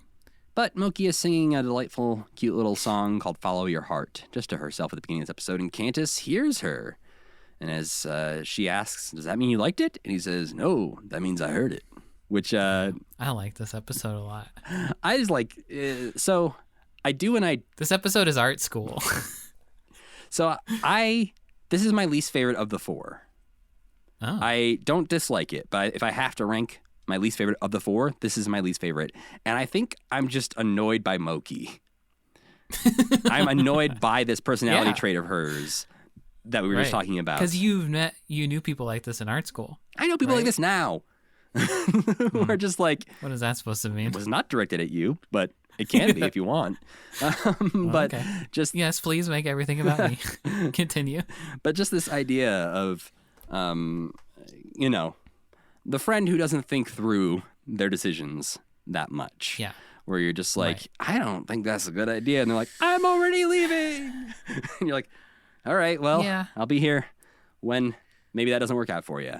I think that to me, what I pulled from her is she is like, and I did know people like this in art school, just like the hot shot who argues in critique, who's like, oh no, actually I think I did this right. And that is like, you gotta fucking listen. You're paying so much money to go to this art school and you just came here to argue with the teacher every day. That's the kind of person that I was taking from this. I think I was a little bit of that person with certain teachers though, so maybe that's why I don't like it. It's like a mirror being held up to me and I'm like, ugh, don't like this. I was a little worm. I was like, please, just to help me. I don't know what I'm doing. Oh, man. Step on me until I understand this. I mean, I had a review with one of my teachers once where he was like, what grade do you think I should give you on this script? And I was like, well, I think a B, but I think you're going to give me a D. Oh, no. He gave me a C, by the way. I would have said, kick me out. Just kick me out of school. It was this. I don't deserve to be here. Man, there's this guy, I just hated him. It was this one script teacher. He was this Hungarian guy who would always just be like, where is the motivation? The motivation. Where is the motivation? And I'm like, I thought it was there. Here. I also had a big argument with him. You were hearing him, but you weren't listening to him, Matt. I got in a big fight with him once about a script because I had written a script that involved 2 teenage girls who were in love, and one of them got hurt in the hospital, and she wasn't allowed to go visit her because the parents wouldn't allow it. That was the script. And he was pushing back on basically like teenage love isn't real kind of thing. Like he was kind of like, who cares if these girls can't see each other in the hospital? They're teenagers. They'll get over it kind of thing. And I was just like... I think I know a little guy named John Green who disagreed with that. But yeah, it was just... I think I was more argumentative than maybe others in that class. So maybe I am the Moki. Well, that's kind of a silly stance for him to take. Yeah. But I probably became more argumentative with him on other things because he didn't like that one. Right. But yes, throughout this, we get the unhelpful Cantus the Minstrel chiming in with a bunch of the lines that I stole to use in my Yoda Jim Henson video. He's very helpful. His own friends talk about how not helpful he is. I like that. They constantly are saying, yeah, dude, he's got to get used to this extremely useless man telling you to listen all the time. That was really funny. That all the other minstrels think he's an idiot was so good. Like, don't think you're going to get more than that. This dude is not here to help you. This is how we make our money. So we hang out with this guy, but he is not helpful. And when Moki reveals that she wants to be a minstrel, and they talk about the ping, the magic ping you must hear to be a minstrel, they perform a song called Music Makes Us Real. Ping! Where all the minstrels get to chime in, which was kind of nice that we don't just get to hear from Candace. But most of them are singing about how much it sucks to be a minstrel. The one is singing about how it's like, you know, you don't really make any money. He says the words, "Ecstasy's the only pay," which I have to imagine was not about the drug. But then another one sings about how, like, well, I can't count to 2, but I can play music. So glad to be a minstrel. This is all so true. Well, I like hearing the other minstrels get to, you know, have their own personalities, even if it is, I can't count to 2, or I don't make enough money, but whatever. I like that one of the minstrels is Gonzo in bondage gear. Yeah, it's a little weird. It's hard to tell exactly if, like, are they all Fraggles? I don't think so. I don't think so either. I think some of them are Frackles, in fact. That's my guess. When Moki's saying her goodbyes, though, she notably kisses Gobo goodbye, the only one she kisses I missed that. when she says goodbye. Boober is very distraught. He's, like, clinging to Moki's robe while she's saying goodbye to everyone else. And there was a moment in this where I was kind of worried the minstrels were going to scam Moki somehow. I wasn't sure how or why, but there's a moment where the one minstrel like runs over to Candace and is like, "Hey, she's coming. She's actually showing up." In a way where I was like, what do they have planned? Are they gonna get her to like pay for everything somehow, or like write all their songs? Like, what do they do? I got that vibe from them too. They had a very Electric Mayhem vibe in this episode, except Candace doesn't exactly, but kinda. But the rest of them are definitely. It's like if Zoot was in charge of the Electric Mayhem instead of Dr. Teeth. Moki's test, if she's a real minstrel, is to just sit in a cave until she hears a song, which she seems to immediately hate and get bored of, which was kind of surprising that she wouldn't go with the vibe of the... I think it's because she doesn't think she should have to have a test. That was the impression I got. That True. she doesn't realize when she goes with them that she has to learn how to be a minstrel still. Right, they tell her that the first step and the last step test is to listen. And she's like, well, I'm on the last step. And he's like, no, you have begun, but you have not started. And it's like, okay. And he's right, Matt. I mean, it's very easy to sound right when you're not saying anything. No, I'm not even joking. He is right. So Candace and Sidebottom are the two dividing lines in this podcast, it seems like. I don't trust Sidebottom or Candace. Maybe I'd join a cult. Maybe you're the Moki. But yeah, what are your thoughts on the resolution of this episode? I thought it was genius. Explain. Because her success is in her failure of realizing that she's not ready to succeed yet, which is like the like most important lesson of any lesson to learn. I feel like it's like understanding yourself well enough to know what you still need to learn and that you still need to learn. Yeah, that's what I took from it, at least. No, I think that's spot on, and I think it is a really good lesson that feels extremely human. And we see a moment that's, I think, really nice and subtle when Moki comes back. Red's very excited to see her and wants to hug her. And she's like, oh, well, I don't know if I can hug a minstrel. Like, is that allowed? Like, kind of like a friendly thing. And Moki's like, well, I'm not a minstrel, and please hug me. Like, she asks for a hug in a way where it's like, I need a hug from my best friend more than anything in the world right now. I also like that they're immediately supportive, and none of them are like dunking on her of like, hey, you failed, loser. Like, which I feel like isn't out of the realm of possibility for Fraggles to do sometimes. No. But if Gobo had come back, Red would have been like, you moron. Yeah. I mean, it's essentially what she did to Uncle Traveling Matt. So I like that how supportive, especially Red, was of Moki coming back and was just like, that's cool. Here's a hug. Welcome back. We don't ever need to talk about this again. But did that one get a 4-star from you, Sam? That one got a 4-star. It's one of my favorite episodes. I feel like that's an important one for any creative person to watch. And I think Candace is right. That's the only thing he said, Sam. It's true. And nobody, some people need to hear it. You hear, but you don't listen is the real lesson there. I did. I'm listening. I'm ready, Cantus. Well, next up, our last episode we watched for this batch is All Work and All Play from February 20th, 1984, written by Jerry Jewell and directed by Jim Henson. Hell yeah. The Dream Team is back. This is interesting.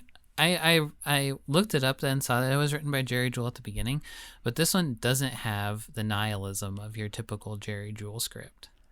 I think it has a certain depth to it, though, that a lot of the Jerry Jewell ones have, where he is just like totally ready to go in the wildest direction at any time and introduce some new lore that's like maybe no one else would have taken it that far in that direction. Like they might mention something that's never going to come up again, like a rock clinger or something, even though that was a Jerry Jewell episode. But like mention something that like doesn't feel important in the grand scheme of things, whereas like establishing this episode about the Doozers feels like one of the most important episodes so far in laying the foundation for the rest of the season or the series.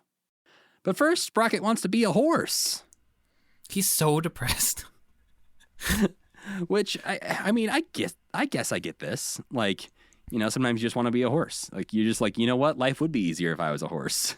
Like I could just stand around all day. He's got to make his life different.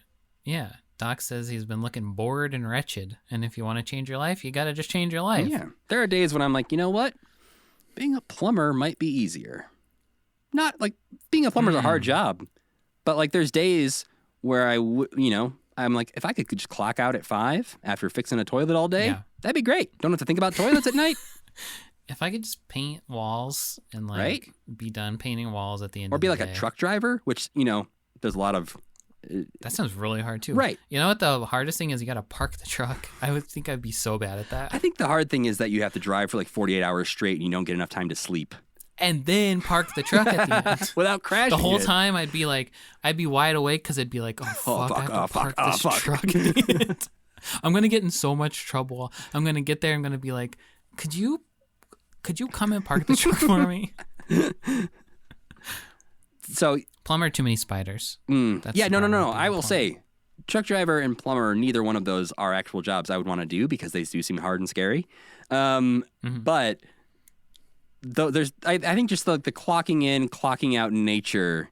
I think with our jobs, there are times where it's 10 o'clock at night and I'm thinking about an edit I have to do next week or something like that. Yeah. And it's not because nobody even emailed me about it. It's just like the nature of being sucked into a creative job. Sometimes you're like, I got to work on that thing, or I'm thinking of ideas for the thing. Whereas it's like, if I could just... A lot of tomorrow's going to suck days. Yeah, which, who are we to complain? But there are times where it might be nice to just be a horse for a day. The episode opens kind of like a normal Fraggle Rock episode where they're just talking about everyday Fraggle things. But we get a nice little transition after Red says that Doozers in outer space are both really, really boring. This is right after Gobo has gotten the postcard from Uncle Traveling Matt. And because it was really easy this time, because Doc and Sprocket were distracted by the horse stuff, Red's like, that's not so hard. I could do that.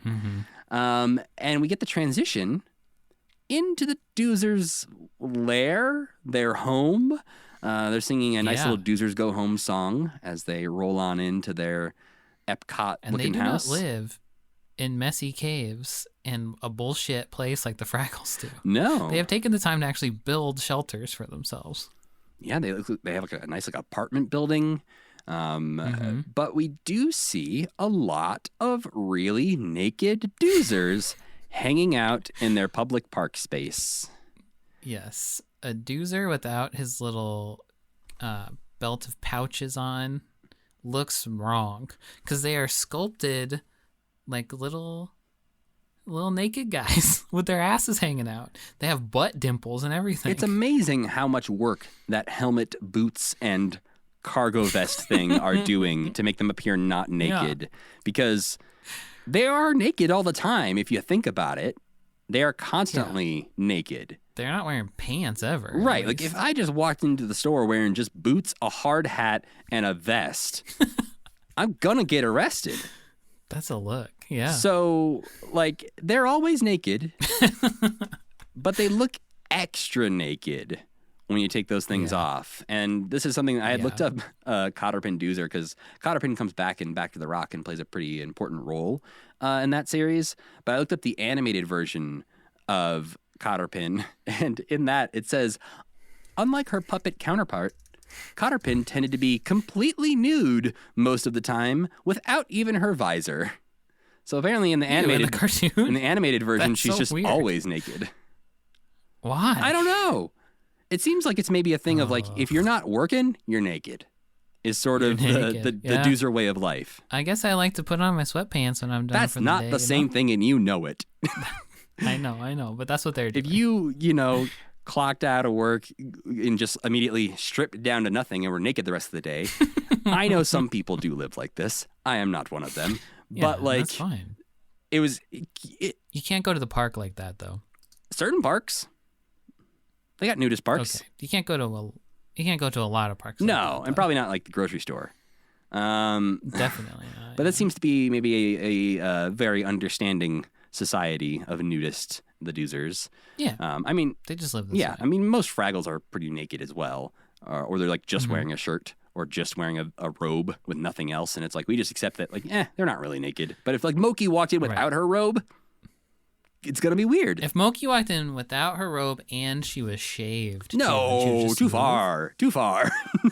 That's what the Doozers are. They're naked without even fur. If the Doozers had a fuzzy it's a Chewbacca body, situation. they wouldn't look naked.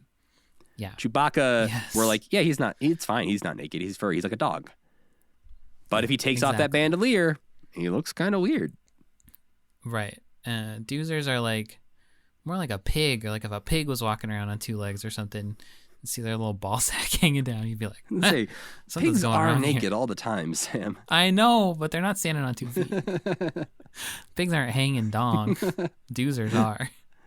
Well, we learn a few things about the Doozers. Not only that they are nudist, but also they have food pellets that they survive on. We don't really learn about where they come from or how they're made necessarily, but they don't seem to rely on radishes and Doozer sticks for their sustenance. Yeah, I feel like previous episodes have implied that Doozers work to sustain themselves somehow. Like they would like fade away and die if they don't work. Yeah, but they got to eat too, I guess. Maybe it's the dog food. Maybe they're getting Sprocket's dog food. That's the food pellets. That would be hilarious. There's like a crack in the floor that it falls through all the time. Yeah, that's why Sprocket's always like, oh, I need more food. Well, we find out that it's time for Cotterpin Doozer to get her helmet in a couple of days. It seems like a big ceremony for the Doozers when they finally get their helmet. And we get to meet Cotterpin's family, which is her mom, Wingnut, and her dad, Flange Doozer, who we have seen previously in some episodes. I believe he's the one who goes up to the Gorg's garden with Moki. With Moki. Yeah. But Cotterpin just wants to draw and doesn't want to be a Doozer. She wants to be a Fraggle because there's an ancient rumor that about the Doozer who didn't. This is a Doozer who didn't build. And we've heard this before. Have we not heard this before? Maybe I've just read it. I think I mentioned it because I read it on Muppet Wiki that we would eventually learn this. I don't think we heard it in an episode. But this is about the Doozer who didn't, who became a Fraggle because they were too lazy and didn't do their job, and so they just turned into a Fraggle. And Cotterpin says, hey, that sounds dope. To me, this had some Little Mermaid energy to this episode of a little bit of Cotterpin doing the like someday I'll be part of their world kind of thing with her The Way I've Got to Go song. But it was I like this little family drama going on in the world of the Doozers. And I liked her little go-kart she was tearing around. Yeah, she's just like, oh, I got to go talk to the architect. Okay, get in my little car and go. The puppeteering is really impressive, too. I don't even really, how do they do it? There's a lot. There must be different Doozers that are a little bit different than the remote-controlled ones. Well, I think a lot of them have a lot of remote control elements. Like they're doing a lot of the sort of Gorg face thing, like using a Waldo offset to show that. And there's I know there's more behind the scenes footage of this that we'll see eventually when we watch some of the behind the scenes of Fraggle Rock, but it is a very technically impressive episode. There's a lot of Doozers all talking and dancing around at the same time, but in that scene specifically, Cotterpin is driving her little go-kart not only across a bridge, but down like a spiral ramp. That seems like it would be extremely hard to control and not crash. And maybe they crashed a dozen times and we just get to see the good one. But the Doozers are one of those... It could have also been computer programmed to go the same route every time. You know? I'd be very surprised if they were able to do that in 1984.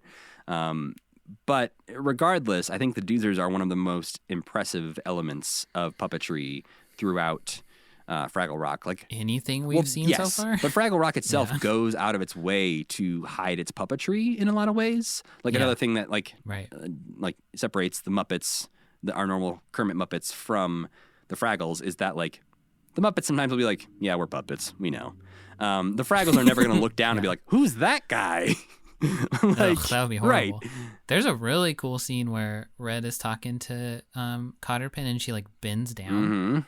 Do you remember yeah, that she's part? like bent And down. She also picks her up at one point. She's like, yeah. Ooh, that was great. Yeah, we see in that moment where she picks her up actually is one of the, you see a rod like underneath Cotterpin that like clearly they just like stuck Cotterpin to the end of a rod and are just like, eh. Which was actually I noticed in the Muppets Mayhem trailer there are no puppet rods. They're clearly still trying to hide those. Yeah. But there is one rod visible in that entire trailer, and it's when Zoot lifts up a Polaroid camera to take a picture. There's a rod going into the bottom of the Polaroid camera. Oh, weird. Why would they not get rid of that? I don't know. I think maybe it won't be in the final episode, but it was just there in the trailer. I forgot. But yeah, I was like, there was one puppet rod visible in that entire trailer, and it's for the Polaroid camera. Not on a puppet. No. Yeah. But Cotterpin has to go meet with the architect, who is apparently sort of the leader of the Doozers in a way that seems a little bit beyond the scope of just being an architect. Well, he shows them what they got to build. Well, yeah, but he also is like, do you need? When she's being, when she's not obeying her parents, she has to go see the architect, which is kind of interesting that like he has that power to punish her. He's like he's the Papa Smurf guy. Yeah. Okay, that makes more sense in my head now. Up in the real world, Doc finds a small saddle for Sprocket, and this is when I wrote, I like that he's supporting this venture. He's really being pretty nice so far. He went out and he scotch tapes horseshoes to his feet. Yeah, he went out and found a saddle and purchased it for Sprocket to pretend that he's a horse. Dog-sized saddle. He's a very supportive dog owner, most of the time. Except when he's screaming at him all the time. Or traps him on the side of the workshop without any food. Kicking him out of the house. We then get a brief Uncle Traveling Matt postcard, which I understand that they probably feel contractually obligated to include one, but this one is like one of the least important ones. I don't even remember how it occurred. Yeah, so he goes to an arcade and basically is just looking at kids losing at arcade games, and he believes, these silly creatures are not having any fun. I don't know why they keep coming here. I felt seen in this one, you know? I'm in this image and I don't like it. Because it was funny when he was like, it doesn't look like they're having fun at all. So why are they doing this? And I wrote, that's a great point. Let's say, do you have those video games that you play that your wife is like, do you like this game? Because you seem very frustrated. Absolutely. Yeah, Overwatch was like that. Nothing in my life has made me as mad as Overwatch, which is it's so fucking hard. Wow. But like Fortnite doesn't make me mad in the same way because it's like I'm Geralt from The Witcher. Wee. But then Overwatch is just like I'm clearly doing badly and everyone can see that I'm doing badly and everyone is so good at this. And that is one where it's just like I'm getting sweaty. It is annoying when you're paired with extremely good players and you're like, I am the weak link. I am so sorry. Don't make me be Mercy. Yeah. Well, rule number 1 of Doozers is a Doozer's nature is to build. We don't get to hear any of the other rules that Cotterpin is studying, but it seems like there wouldn't be that many more than a Doozer's nature is to build. Maybe there's only one. Rule number 2, no clothes at home.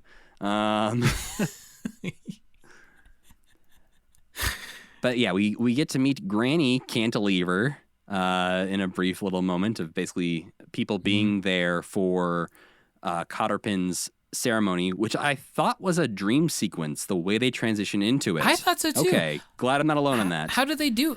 Well, because we have the night where Cotterpin is studying, and she's like out on the balcony studying, and they do this thing where they move the camera up in a way, like to the sky, which is not the sky, but up above the Doozer home, and it fades into like, a pink sky the next day, and clearly now we know it's the next morning, and it's time for the ceremony. But the way they do it seems like Yeah. we're in Cotterpin's dream of the ceremony. That's exactly And what so I thought we were too. going to get this like big rebellious thing where she's like, no, I'm running away. Blah, sets Smashing everything on everything. fire, like all this stuff.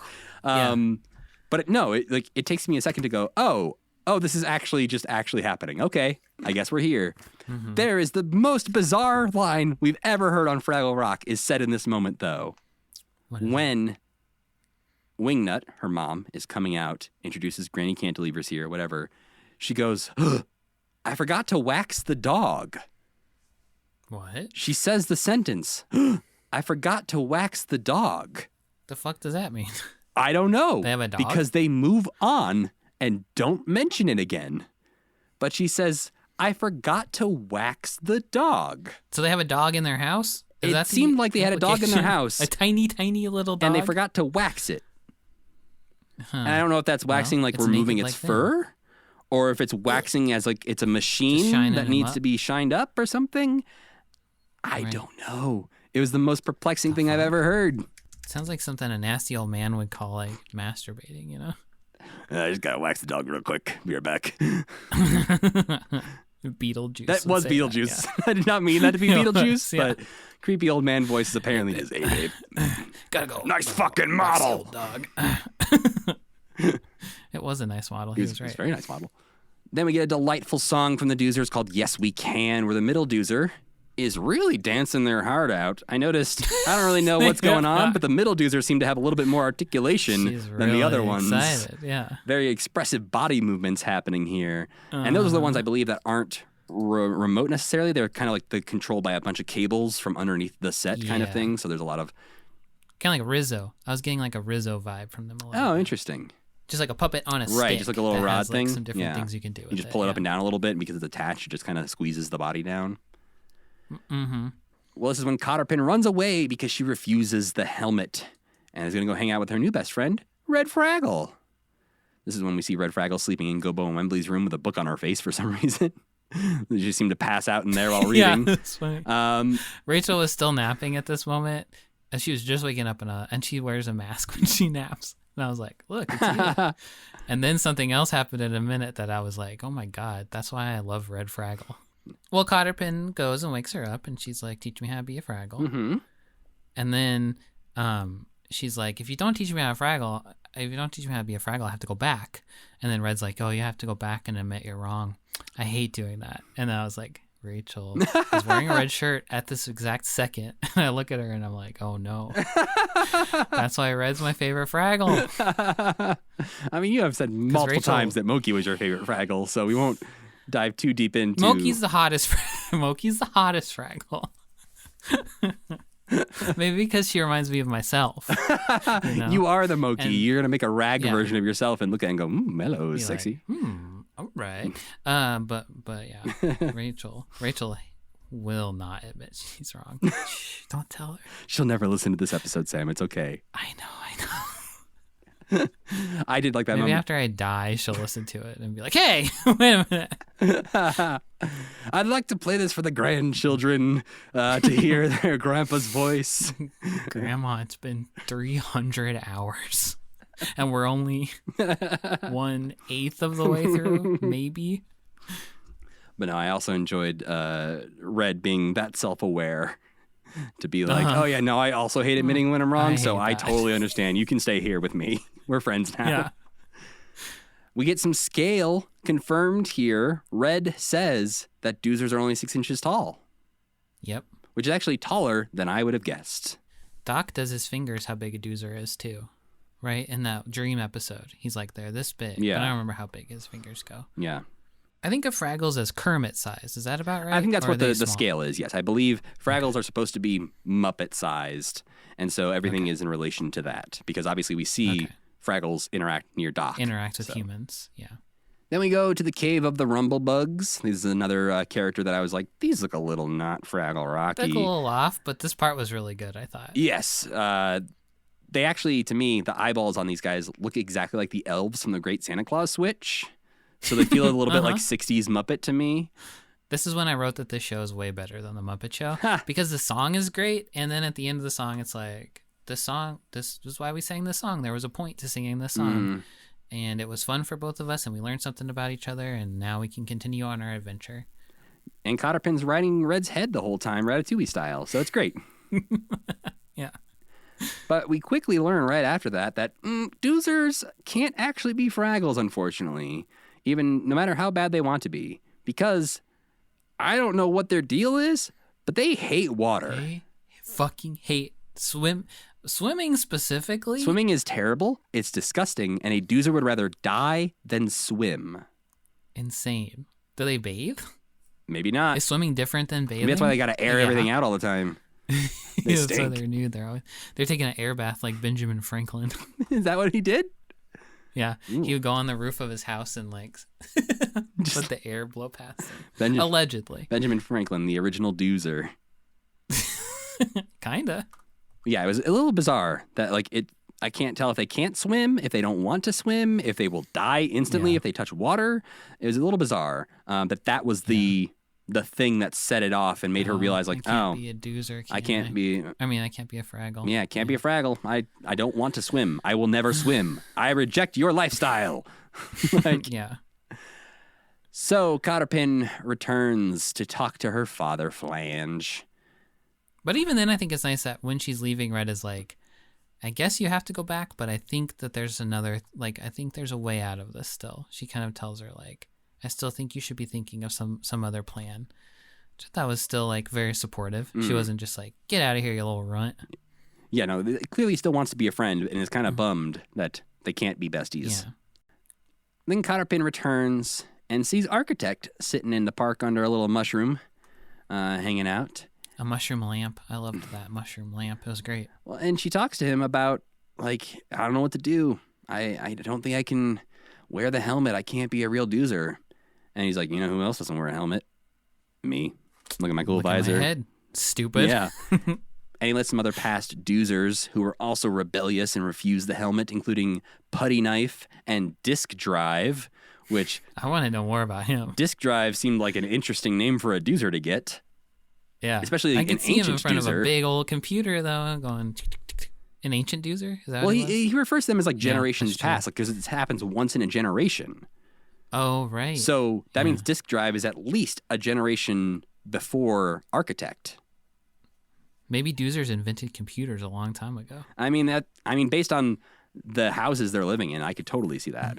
Well, thankfully he reveals that he was a rebellious teen as well, and he's the one who actually brought in the idea of building squares, because the last guy likes circles.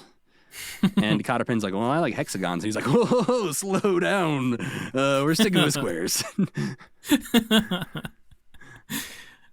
And then Sprocket doesn't want to eat a big old bale of hay. Yeah, Sprocket and Cotterpin both find out they don't want to be what they thought they wanted to be. Okay.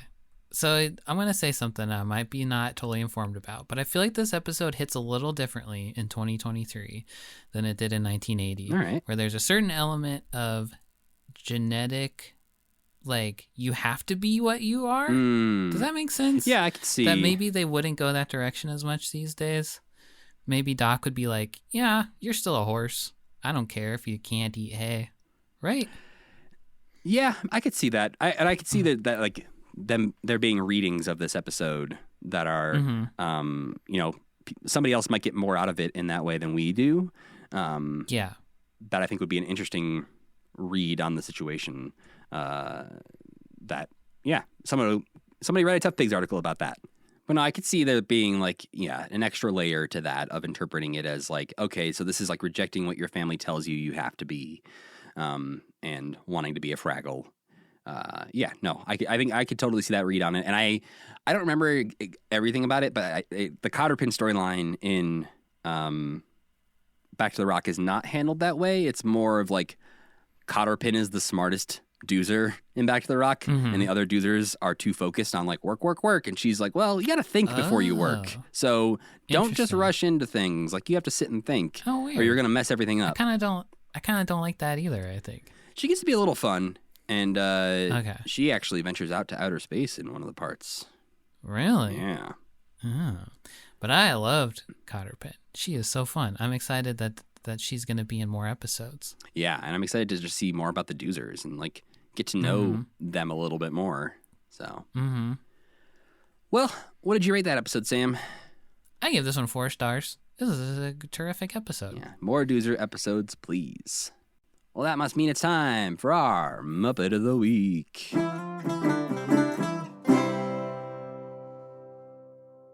Ironically, a Muppet of the Week this week that I planned out before is Ma Gorg, Okay. who we don't see at all in this batch, but we have seen plenty of times before.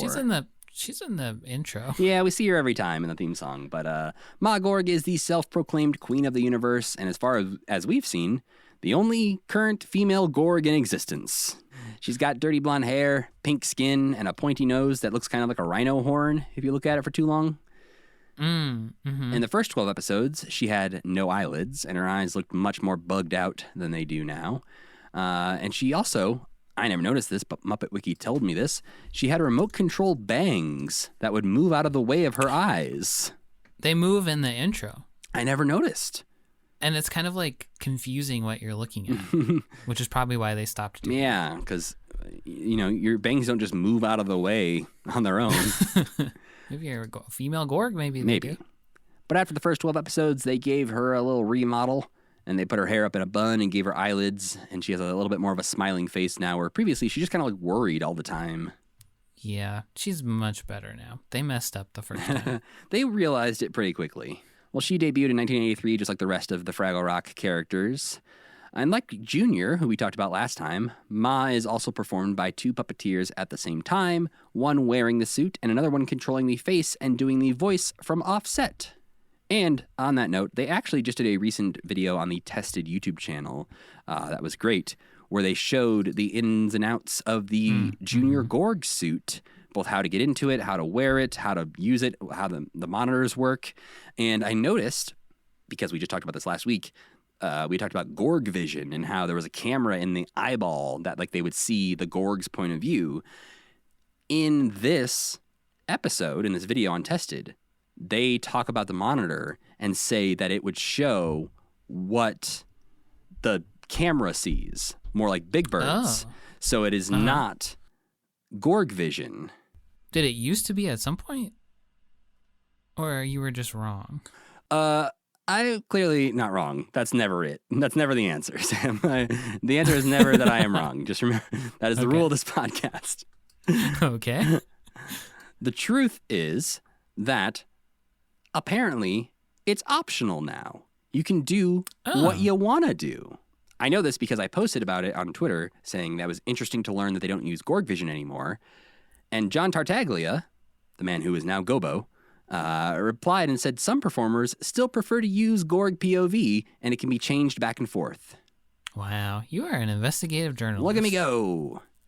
I mean, no one else had tweeted about Linda Perry writing songs for Muppets Mayhem before I did, so No? got the You scoop. broke the story. Well, Yeah. to be fair, the blog that I was sent the link to is the one who posted the story first. Oh. But no one else had Okay. been talking about it in Muppet Twitter. So I didn't break the story. I just We got found some the story asterisks there, on a but- shelf and was like, hey, anybody else see this? Hey, free story. Yeah. Much like digging through Adam Goldberg's mom's Twitter and being like, hey, Paul McCartney, everybody. Ladies and gentlemen, Paul McCartney. As far as performers for Ma Gorg go, the body throughout the series, the old series, was performed by Trish Leeper, who will go on to work on Follow That Bird. That's going to be a running theme in this section here. Because the voice and face during season 1 of Fraggle Rock was Myra Freed. And Myra also assisted on Marjorie the Trash Heap and served as a background puppeteer on Follow That Bird. Then Cheryl Wagner took over the character from season 2 onward through the old series of Fraggle Rock. She was also Jim Henson's right hand when performing Cantus the Minstrel and Convincing John, and also assisted with Marjorie the Trash Heap. And she will play the character of Miss Finch in Follow That Bird. But also notably, she will go on to produce and write on Big Comfy Couch. Oh. Yeah. So that's the clown, Yeah. the like, clown lady? The clown lady with her Okay. little doll. Yeah. Apparently her and Rob Mills, who is Junior's body performer, both go on to produce and write for that show. In Fraggle Rock Back to the Rock, the body is performed by Ingrid Hansen, and Amy Garcia is the face and voice performer. who is also Marjorie the Trash Heap in Back to the Rock. Oh, okay. And in the animated series, she is voiced by Patricia Paris. And since I didn't mention it last time, Junior in the animated series is voiced by Michael Laskin. So we'll eventually get around to hearing them, and I have no idea what they sound like because I've never seen a second of the animated series that I'm extremely curious about. So yeah, even when we're done with Fraggle Rock a year from now, Sam, we'll start watching the animated series. We'll still be haunted by the ghost of Fraggle Rock? Yep. Michael Laskin's been in a billion things, but not really as a voice actor. No, he's been on screen in a few things that I had heard of, but yeah, I was not able. The reason I didn't mention any examples for either of them is because neither of them stood out as like, oh, it's that person. I believe Patricia Paris. Think of a show. There's like a 50% chance that they're in the show. Right. That you're thinking of. I think Patricia Paris was like the '90s voice of Kanga in the Winnie the Pooh cartoons from the '90s. So. Oh, okay. Yeah. But as far as family goes for Ma Gorg, obviously we know Pa and Junior. But at some point she will mention her mother, Queen Esmeralda. So again, interesting that her family royalty and also Pa's family royalty. They united the kingdoms. Sure, that's the generous way to look at it. Oh, okay. Wait a minute. Well, what are you going to rate Ma Gorg, Sam? I have no thoughts or feelings about Ma Gorg yet, really. Yeah, kind of in the same She's kind boat. of been different every time we've seen her. So I don't know who she is yet. So I'm going to give her a 6. Be a little I give her a charitable. 5. Very Okay. neutral. Yeah. No Maybe strong she'll grow on me. feelings. Junior grow on me. And Pa's kind of like anti-grown on me. He shrunk on me. Yeah. I liked Ma in the episode with the Fraggle Trap, where she Oh, was yeah. like You're right. That was a good one. being a little bit more of a character and talking to Junior about Yeah. why, like asking him, like, why do you want to trap Fraggles, son? Right. Like, trying to be a voice of reason. Right. I don't know. I don't have enough evidence yet, though.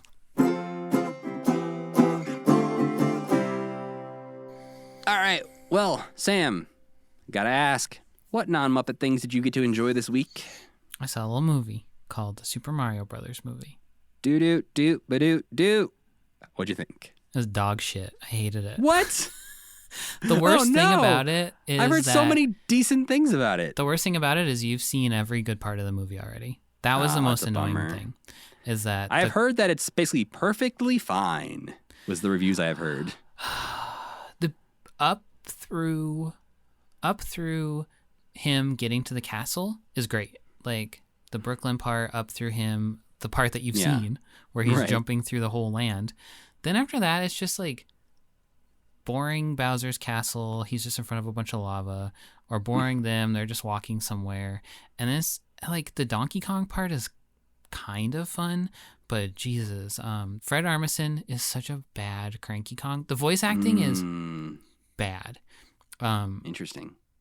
Chris Pratt is actually fine, surprisingly, and Donkey Kong Man, fuck Seth Rogen.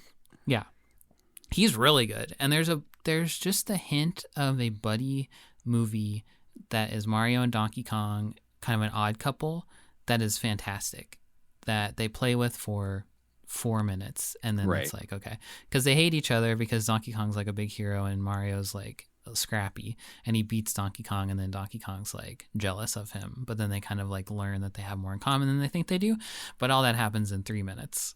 Gotcha. And is out of nowhere. And yeah, so like you've seen the Mario Kart part, you've seen the beginning where he's jumping around the Mushroom Kingdom, and that's the 2 best parts of the movie. So the rest of it just kind of feels lazy. Like there's not that much good music. The best musical sting is when he's running to the Mushroom Kingdom. Brooklyn is cool because it has tons of references to old Nintendo stuff, which is fun. Like really old, like the era that we're talking about, Fraggle Rock now old. But it just was bad and stupid. And I was really disappointed in it because I've spent my whole life thinking about like, Mario could be a good movie if they just tried. But I don't know. At the end, there's like the post-credits teaser is a Yoshi egg cracking. Except they've shown Yoshi's already, so it's I was kind gonna of say just there are like, Yoshis in the trailer. yeah, and that happens too. Like you see the Yoshis running by, and Mario like walks right past him and is like, "Hello," and then the Yoshi egg cracks. It's like, oh, okay, we already seen Yoshi. And also in this Yeah. universe, Mario's from the real world, so it's not like you can do Yoshi's like the prequel. You see Mario as a baby in this movie with his parents, so he didn't get brought by the stork and Yoshi's and stuff. So I don't know. Yeah, it was just like I feel like, you know, having so like a lazy. Birdo or something as a stinger would have been much more like, Or Wario. Just have Wario be there, right? yeah, Wario. But I also think like if they had introduced concepts from Mario 2 Yeah. as like a stinger, wouldn't Warp have very or something. Yeah. like, yeah. That's But a and bummer. there's so many lines that are like when he's training, when he does that training montage, which you've also seen already, which is another interesting part of the movie. There's just like, eat this mushroom. It will give you powers. If you touch the flower, you get to shoot fireballs. If you get hit, and then there's like literally the line is like, if you get hit, you shrink back down to normal size. It's like, what the fuck are you talking about? You didn't have to make it like the game. It could have been not like the game. But Wild. yeah. It looks good. It looks good, except that it's clear that they spent all the money in the beginning and the end. And then the middle is just kind of like, we're walking this way. We're walking this way. We're not doing too much. And then there's Right. a couple big. Yeah. So I was very disappointed in it. That's a bummer. I haven't seen it yet because I still got COVID. Yeah, don't go. There was like 8 billion children there. Yeah, and we were no, sitting right next to these two kids who were dressed like Mario and Luigi. Oh. And it was really cute, but at the end of the movie, they just kind of got up and they were like, let's go. It's like, nobody, the kids weren't like, because the Lego movie was so important in a way, you know? It's like, Yeah. this is going to be the dumbest movie of all time. It's about toys. And then you go Right. and it's like, this is about childhood and imagination and not forgetting like your roots. Mario's about nothing. Mario is about, it's not even about play Mario. It's just like, remember this, remember this, remember this, which, you know, obviously that's what it was going to be, but it really. How'd you feel is about that. the Take on Me? Oh, that I fucking hate it too. There's two, I- because when he's doing yeah. when he's doing the obstacle course, it's playing "Holding Out for a Hero," Mm. and it's like fucking Needle play drops in that. Illumination movies. I hate them so much, and they're in like every trailer for Illumination movies. Also has like these terrible needle drops, and I feel like there's never like somehow DreamWorks does it okay. Shrek has freaking All Star in it, and it's fine. Yeah, But somehow, like but every Shrek time sets Illumination it up has from like the beginning, you know, Shrek's like this Yeah. movie has this kind of music in it. But that's the first time it happens in Mario is when he's doing the obstacle course, and it's like, okay, they're in a different dimension. Mario has the most Right. famous music in all of video games. And when they go to Donkey Kong Land is when they play Take on Me. It's like, if Mario has the most famous music, Donkey Kong has like the most beloved music of all time. And you get one little sting of the Donkey Kong Country theme at the very beginning, and it's like, all right, here we go. We're gonna hear that like renownedly good music, and then it starts playing Take on Me, and it's like, oh, what do you, Ugh. Yeah, I'll watch it eventually, but not in a rush. it'll be fine to watch on TV. Yeah. Because, I didn't even think Jack Black, like, I was unimpressed by Jack Black, which is sad. Well, they're probably going to make 1 billion of these because they've made all of the money in the world. Yeah. And it hasn't even opened in Japan yet. Jesus. Yeah. It's okay, like the we're number never one movie getting in the away. world right now, and it doesn't open in Japan for like another week. So But you know what? Puss in Boots is the 6th Shrek movie, and it's great. So maybe, you know, they'll get better, I bet. Yeah, but the first Shrek was also pretty good. It's true. Yeah, maybe all the Shreks are kind of good. I think the only one people don't like is Puss in Boots, right? I first think the Puss in fourth one's Boots? kind of rough, but I haven't seen it, so I never seen it. what do I know? Anyway, what about you? Well, I spent this week finishing the first season of the show Shrinking on Apple TV. What a good show. Yeah. Very, very Yes. good show. And Harrison Ford is maybe the best he's been in anything Yeah. for 40 years. Yeah. It's Like- crazy how good he is on that show. Because you can tell he cares. And I Uh-huh. feel like so much of what we see now is either Harrison Ford just playing Han Solo or doing interviews where he doesn't seem like he gives a shit. Where he's mad. And so yeah. seeing Harrison Ford get like super high and eat a bag of Doritos is great. Yeah, he's funny. Love how he always needs a ride everywhere because he doesn't have a car. He's like, I Yeah. just swooped in and saved the day, but I need a ride home. Yeah. There's even one part where he shows up and says someone has to drive me home. but they don't explain how he got there. How he got there in the first place. He clearly got there somehow, maybe an Uber or something. He can't get Uber, yeah. Right. Yeah, but then he's like, someone needs to drive me home. And it's like, wait, you just showed up out of nowhere, though. How'd you get here? But yeah, no, he's very good. Jason Segel is doing some good-ass acting in that. Yeah, There's he's definitely, great in there's that. lines he says where I'm just like, oh, okay. Didn't You're expect real and you're sad. right now. Yeah, Yeah. it's very sad. Yeah, to be fair, if you go into watching that show, this is not a spoiler. It's really sad. It's about a guy whose wife has died recently, and he's extremely depressed and dealing with that. So if you don't want any super sad shit, don't watch Shrinking right now. But if you're okay with that and can handle that, Shrinking is an amazing show, and the entire cast. It's a very sweet show, in that like you have this giant ensemble cast who they don't do the like pilot episode kind of thing where everyone has to meet. You find out that like everyone, even the ones you wouldn't think, know each other, all know each other and have a history of like or something. Yeah. Yeah, like they've all just like worked together and known each other for years. This guy, who's this guy's best friend, is also this guy's lawyer, and they just kind of like all know each other. And so it's not weird to like have little pairings of like, you two are going to dinner now, or you two are hanging out, and this thing. And it's like, so it's just very nice that they let that just happen. Like everyone gets along, even when they're fighting. It's like, yeah, but we've been best friends for 10 years, so I guess we'll make up and sort everything out. Cool. But yeah, I believe that season, it's coming out with season 2 eventually, so I'm excited for that. But the last scene of the last episode is crazy too. I'm very excited. I like that that's the direction that they went in with his no spoilers. Yeah. But it was one of those moments where we're like, they're gonna do that. Okay. Next season's gonna be weird. Well, before we get out of here, gotta let you guys know what we'll be watching next time, because next time we'll be moving into March of 1984 as we watch 4 more episodes of Season 2 of Fraggle Rock, along with a few other clips of things the Muppets were up to in March of 1984, including some clips from Big Bird in Australia, a thing that we unfortunately do not have the entirety of it to watch. So was it a full-length thing? I was curious about this. Just like the other ones. Oh, interesting. It's very different from the other ones, I believe, but it is a longer special. Big Bird making an appearance on the Mike Walsh Show, and a whole bunch of Muppets showing up at the People's Choice Awards. But we also need to thank our friend Tuna for making the music for this podcast, and for Cassie Wilson for singing our theme song. Don't forget to go to commitment.com to pick up a Commitment logo enamel pin, or check out our Patreon page, or there's also a contact form on the website. So if you want to send in those things for our 100th episode that you want us to read, you can send that there too. Or you can send it along with any other email to mail@commitment.com. And you can follow this podcast on Twitter and Instagram @CommitmentPod. And you can follow me @Matthew Gatos. And I'm Sam Schultz. And as always, keep believing. Keep pretending.